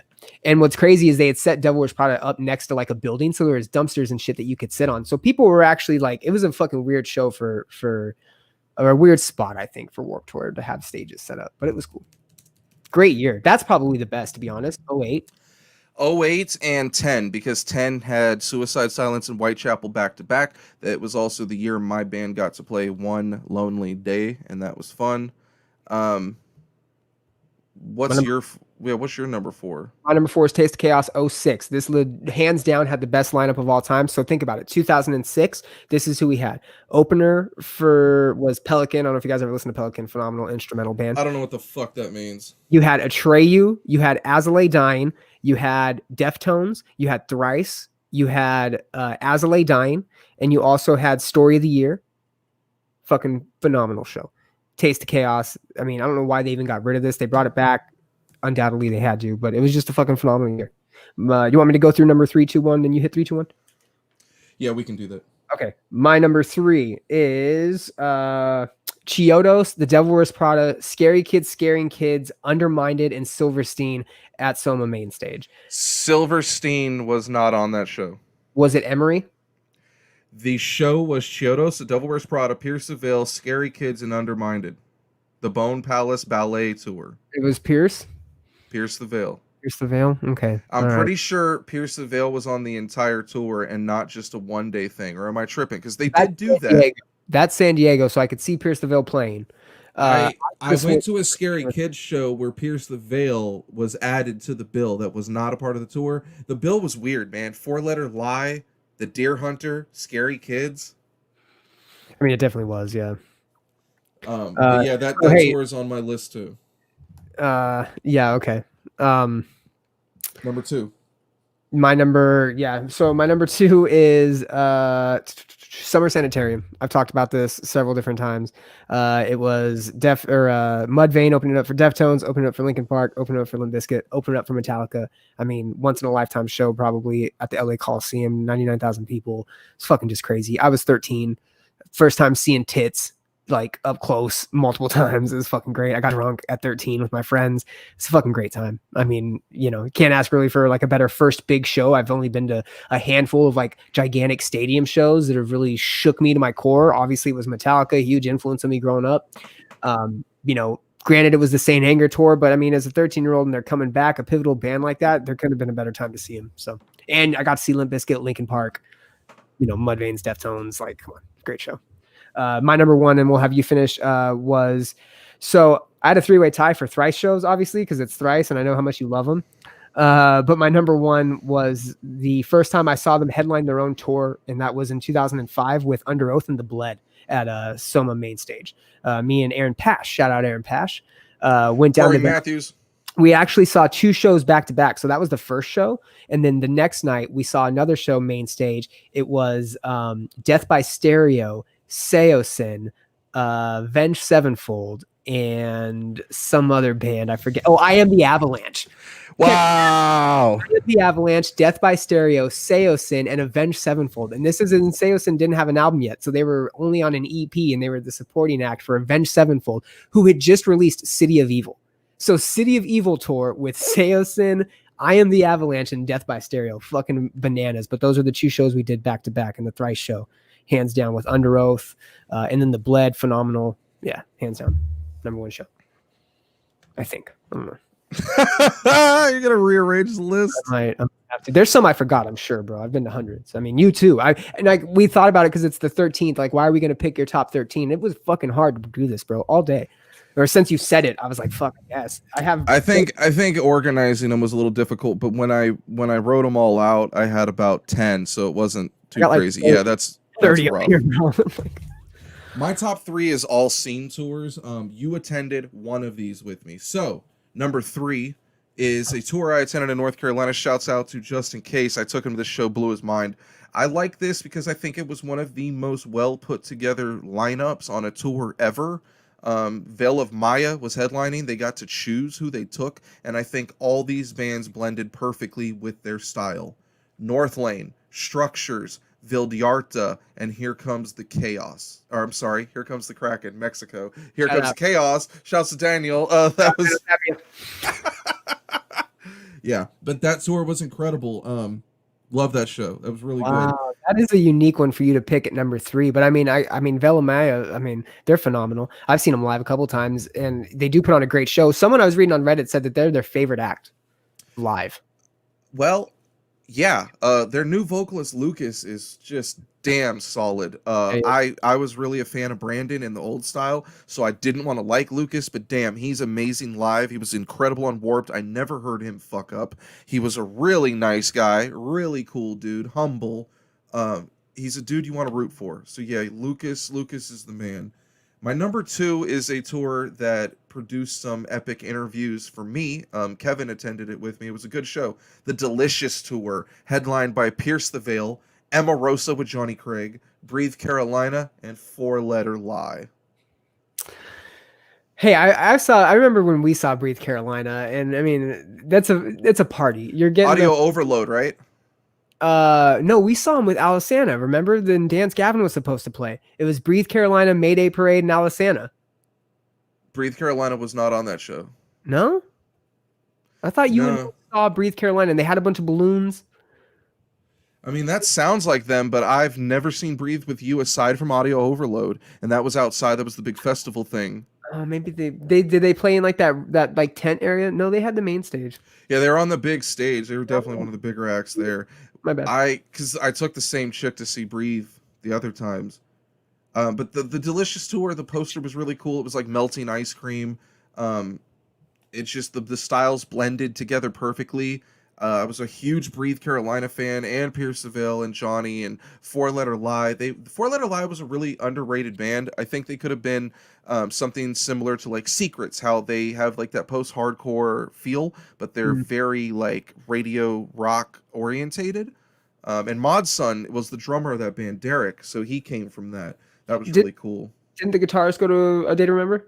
Isn't that the Yes, guitarist? Kevin Scaff ended Yeah. up joining A Day to Remember. I don't know if he's still in the band. I think he is.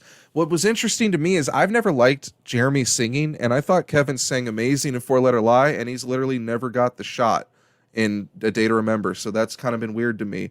Good dude, though. My number 1 is probably going to surprise you because you had it lower. It's the Bone Palace Ballet Tour. Just because the epicness of the show, these were all headlining acts that we saw headline before and after this tour, and the way that all our friends were with us, it was like a big journey. It was a big deal for us to see each one of those bands. Undermined being that hardcore San Diego band that we just discovered. I believe this is one of their probably the biggest nationwide tour they ever had. They broke up shortly after. They did afterward. Their vocalist Nick Martin ended up doing projects with Craig, like he was involved in Cinematic Sunrise. I think he did something in Drugs, and now Nick Martin is the guitarist for Sleeping with Sirens, so he's still around. The tour was incredible, though. Undermined killed it. Huge stage for them. Scary Kids were great. I mean, God rest Tyson's soul. He was never the best vocalist, but that was still a great performance. Puya was fucking crazy. Their keyboard player. The Devil Wears Prada. I remember when Scary Kids finished. Well, actually, no. It was probably, I think, it was Undermined than the Devil because they only had Plagues. Plagues had just come out. whoever it was, they introduced them. They said, "We're so and so." I don't know. Anyways, they said, "We're so and so," and Devil Wears Prada is next. As soon as that happened and was said, I got pushed like 5 rows forward, and we lost everybody. We lost each other. And so we're like stuck, like, okay, I can't really move because I want to get the best vantage point for the Devil Wears Prada. I remember when they hit the stage, dude, it was too much. It was so much energy, so much movement, so much chaos. I couldn't sing along and keep a breath. I was about to pass out. Luke got fucking Luke rocked. got his Remember? fingernails ripped off.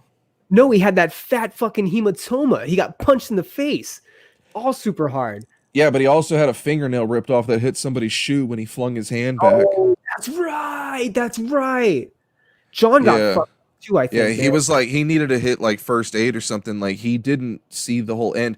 The story was Craig Owens was sick and Yes. that he was in the bus like the whole time just trying to feel better. So there was a big delay before he came on stage. I mean, rock star style shit. No Yeah. one left. Everyone waited, and when they hit the stage, you couldn't tell he was sick. I mean, they were perfect. Well, because they had that VIP too. I'm on the did you attend or whatever, or it's actually Equal Vision's like history thing. But yeah, it was Emery, Scary Kids, Devil Wears Prada, Undermined. They did a VIP ticket option. They hit 30 fucking dates. That tour went from October 19th to November 30th. That's like a month and a half. All the fuck Yeah. over. Ended in Pontiac, Michigan. They started in Kansas City. At the Crowfoot, They ended at where starter end. Pontiac. Clutches Cargos. Clutches Cargos. That's either part of the Crowfoot or across the street from it, because Pontiac is like that big and there ain't shit there. All the Little Caesars have bulletproof glass there like it's a bank. So when they announced that tour, because they had also done Warped Tour in 2007 too, and I remember you didn't go with us. You were supposed to go that year, but we called you as we were leaving the show because Chiodos closed the date out. It was the Chula Vista date, and they closed it out. And we had called you because they announced it was like one of the last dates of Warped Tour, and they said, "Hey, we'll be back here in San Diego in the fall with our friends." And they announced The Devil Wears Prada, and people went ape shit, dude. And they didn't even announce Scary Kids or Emery.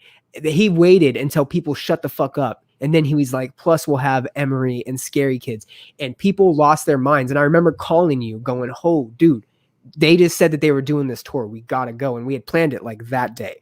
We're getting these fucking tickets as soon as, because Bone Palace Ballet had just come out. That was a big record from all our favorite band. Like that, the Chiodos, we put them on a pedestal. We did, man. And I think that for that show in particular, it was like all those bands were the shit at that time. You couldn't get probably a better bill. And for us, you didn't go to the following show, but the next day I had it on my list and I took it off because I didn't want to annoy you.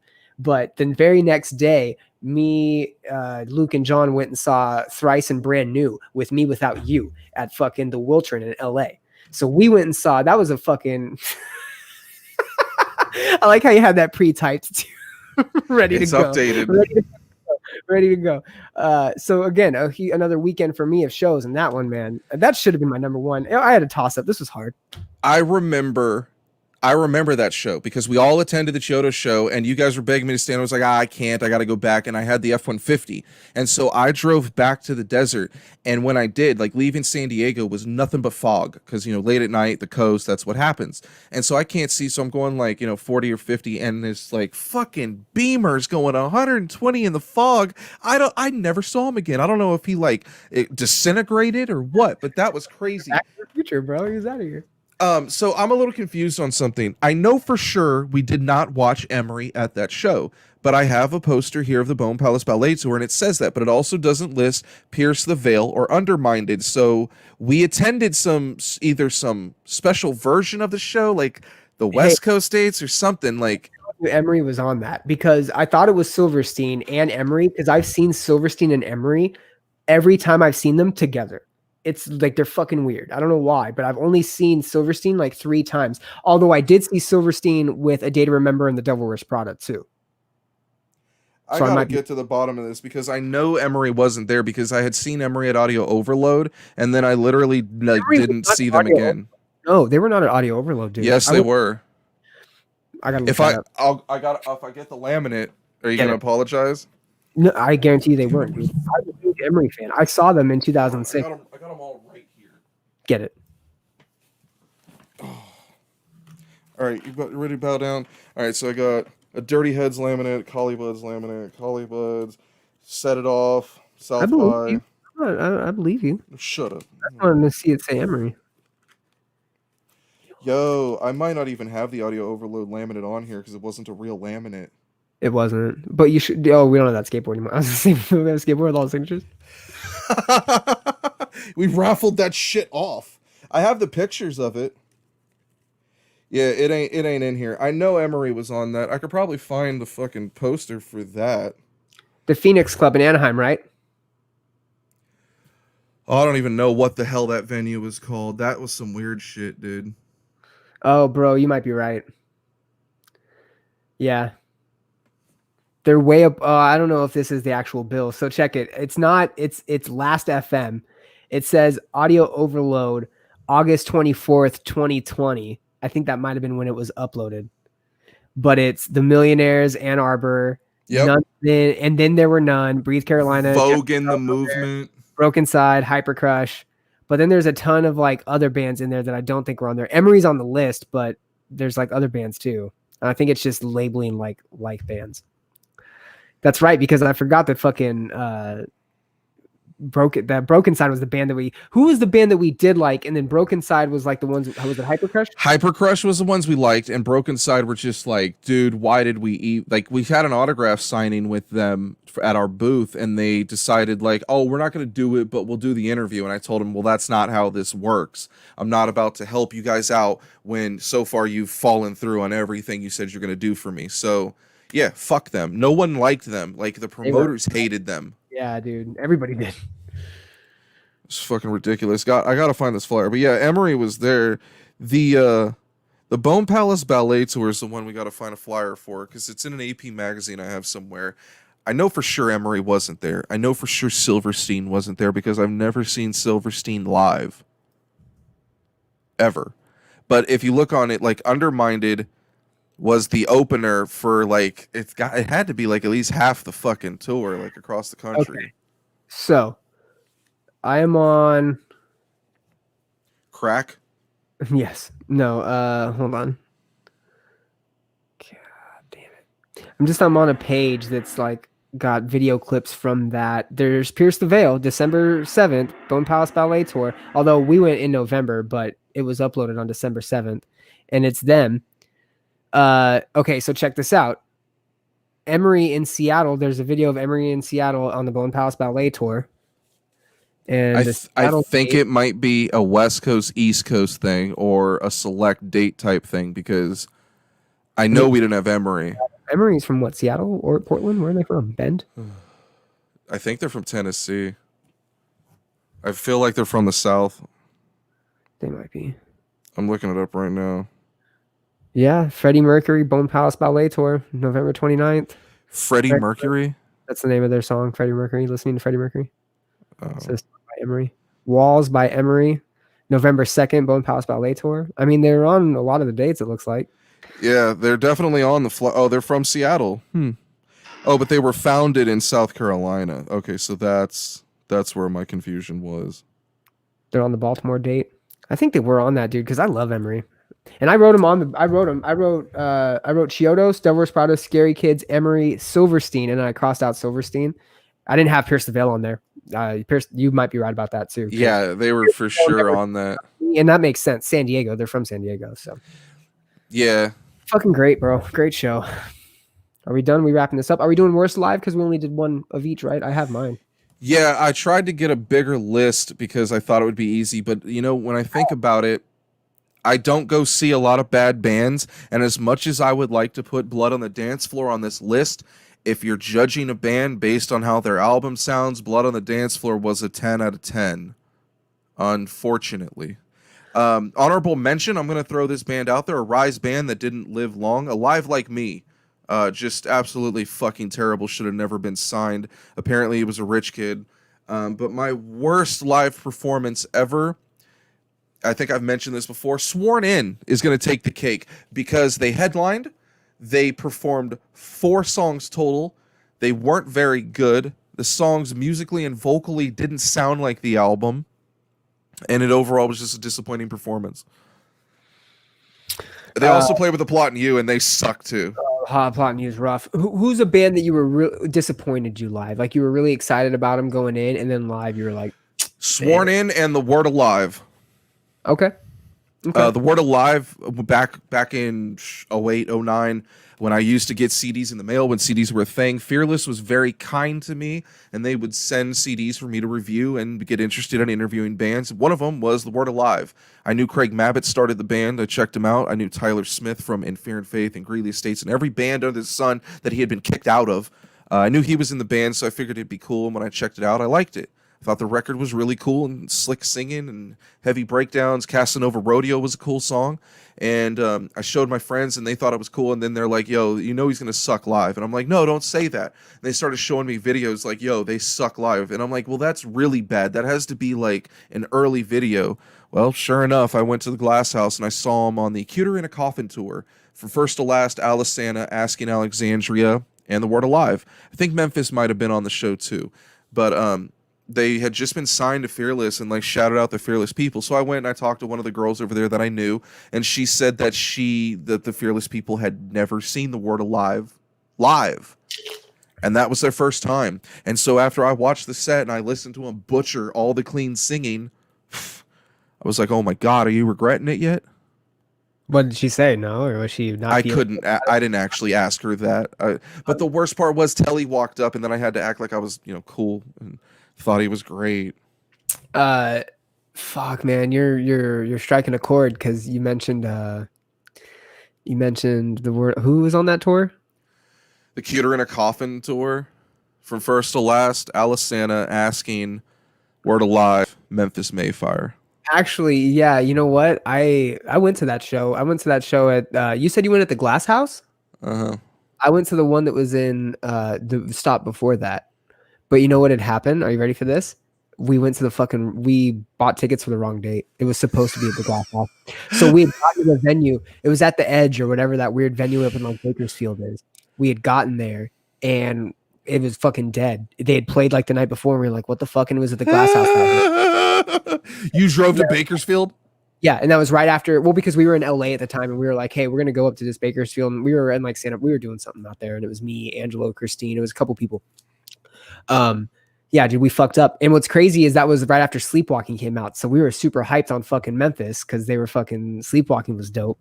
And they were like the openers. And the way that they were opening, I was fucking bummed, dude. The way that they were opening was they were coming out to everybody's hands go up and they stay there. Boom. And they would fucking come in with like a fat breakdown. And T-Pain. Everybody hands go up.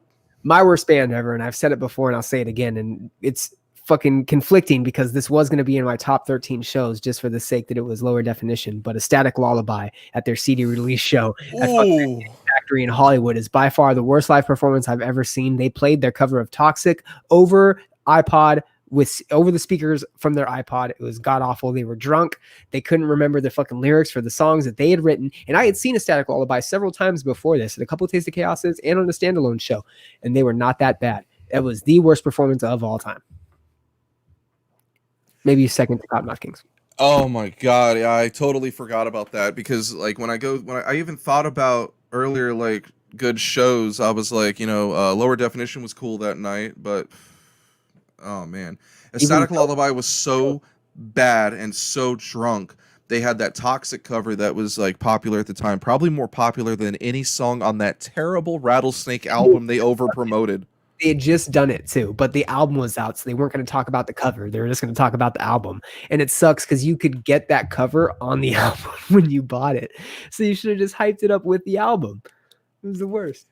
Yeah, I felt bad because like there was like Phil Manul or whatever. He's in Of Mice and Men now, but like no one else from A Static Lullaby made shit. Like the vocalist Joe, I know he stole the band's van at one point for insurance fraud. What? Phil is in Of Mice and Men? Yeah. I thought fucking homeboy from Lower D was. Tino is also in there. Tino is the drummer. Oh shit. And Phil was the guitarist for A Static Lullaby, but Phil was also like a touring member and would fill in for a few other bands. I don't remember who at the moment, but I just remember seeing his face a lot. He did for Receiving End of Sirens on Taste of Chaos. Oh, that's an interesting band.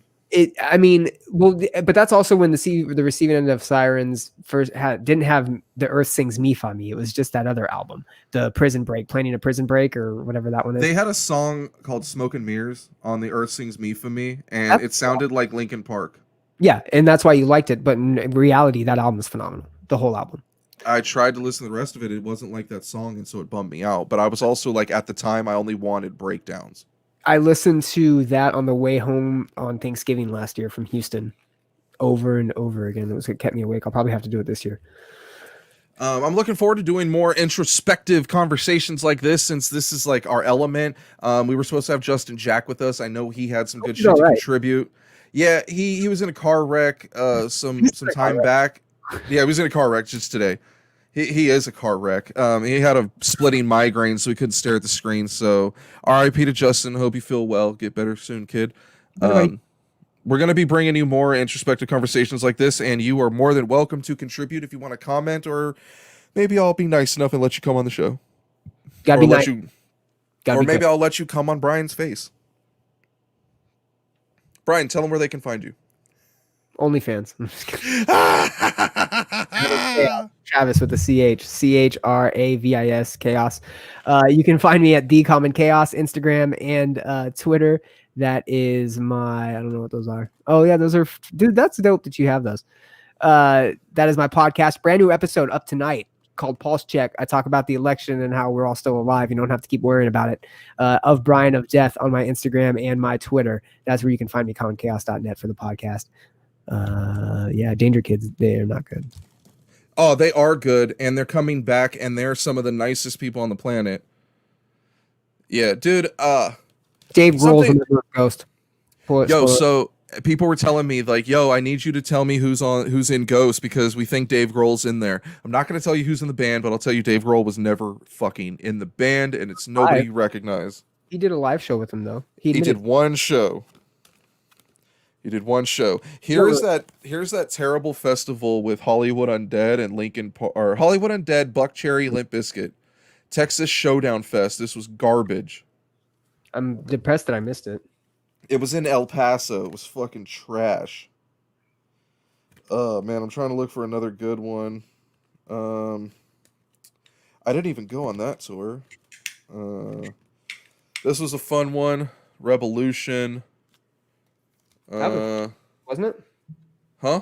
Wasn't Revolution recently? A couple years ago. This was a really fun tour. Collie Buddz, Joe Mersa Marley. The Hold Up broke up, but they were really good. Good times. All right. You can catch me at all these social medias you see here. On Instagram at iHateTheScene. Twitter account is iHateTheScene because some dumb son of a bitch stole the username I wanted. Fuck you, Dingle Martinez. Dingle. You can also catch our live stream on 3 different locations simultaneously. That would be twitch.tv/iHateTheScene, facebook.com/iHateTheScene, youtube.com/c/iHateTheScene. So be sure to subscribe, rate, review, unsubscribe, resubscribe, re-rate, re-review, all of those platforms. You can check out all our shit on iHateTheScene.com. There's best of interviews. There's greatest hits bullshit. You're going to find links to all our social medias on there, and it'll keep my family fed. So keep doing that. Next week. What? I was yelling for the family. For the family. Next week, hopefully we have a guest, and we're going to keep doing more shit like this. I want to go back to the era of 06, 07, 08, 09, 2010, and I want to bring up records that we really liked that were a big deal to us, maybe, most likely not a big deal in the grand scheme of things, and do like a flashback and maybe bring the artists on. That would be cool. Anyone, yeah, so I definitely want to start doing cool shit like that. Oh, are we going to call Mike? Oh, yeah. Let's get that out the way. So wait, what do we do with the answers? Are you calling or am I calling? I'm calling them. 281-330-8004. Hit Mike Jones up on the low because Mike Jones about to blow. I don't know if anybody knows this, but Mike Jones gave out his phone number long ago, and me and Matt. To speak to a representative, please press 0. Yes, do it. Invalid selection. Please try again. Am I missing something? Are you calling it from the Twitter? It's on his Twitter. Yeah. So anyways, I'm surprised this wasn't on there, but Mike Jones played at the radio station and me and Matt attended, and he played 2 whole songs. Had Fat Chainz. The logo for today's episode is me and Matt being fat as fuck. with Mike Jones, who's also fat as fuck. And his fat Chainz, dude. That thing spun too. That shit was so crazy. That was the fattest thing I've ever seen. It was funny because he had just quit, dropped out of Swisha House, and so he kicked the logo on his bus until there was a hole. Okay, this is definitely not Mike Jones. Like Mike Jones, you're on I Hate the Scene Radio. What's up? Dude, this is it. What month is it? 7? Is it July? It was back in July. He said the number was on, but it was July of this year. What the hell am I even calling? The message just be like, hey, every Friday night we do I Hate the Scene. Give us a call back. Yeah, Come on the show. Open invite. Okay, if anyone picked up, I was gonna be like, yeah, I'm looking for Michael Jones. Did No you one hang picked up. Yeah, I hung up because. Yes, Oh shit! I just got a text. Hey, what's up? It's your boy Mike Jones. Sorry I missed your call. DM or text. Yo, Mike Jones, come on! I Hate the Scene. What up? Yo, Mike Jones. Mike I'm Jones. on my podcast, bro. It's all love. We're Send him the picture. Send him the picture, Matt. Send him the picture. We saw you in 06. Send him the picture. We saw you in 06. Send him the picture and be like, my show. Come on, my show. All right, I'll send it to him. All right, so that's happening. Shout out to all the guests that didn't appear tonight. Mark Martinez, Justin Shaq. Next week we'll be back with some good shit. Yeah, we'll be back with Mike Jones. Y'all fucked up. Oh my god, yeah. Hopefully I had some real bands on here. Oh fuck. It's Cue about the that time. I gotta take a fat fucking.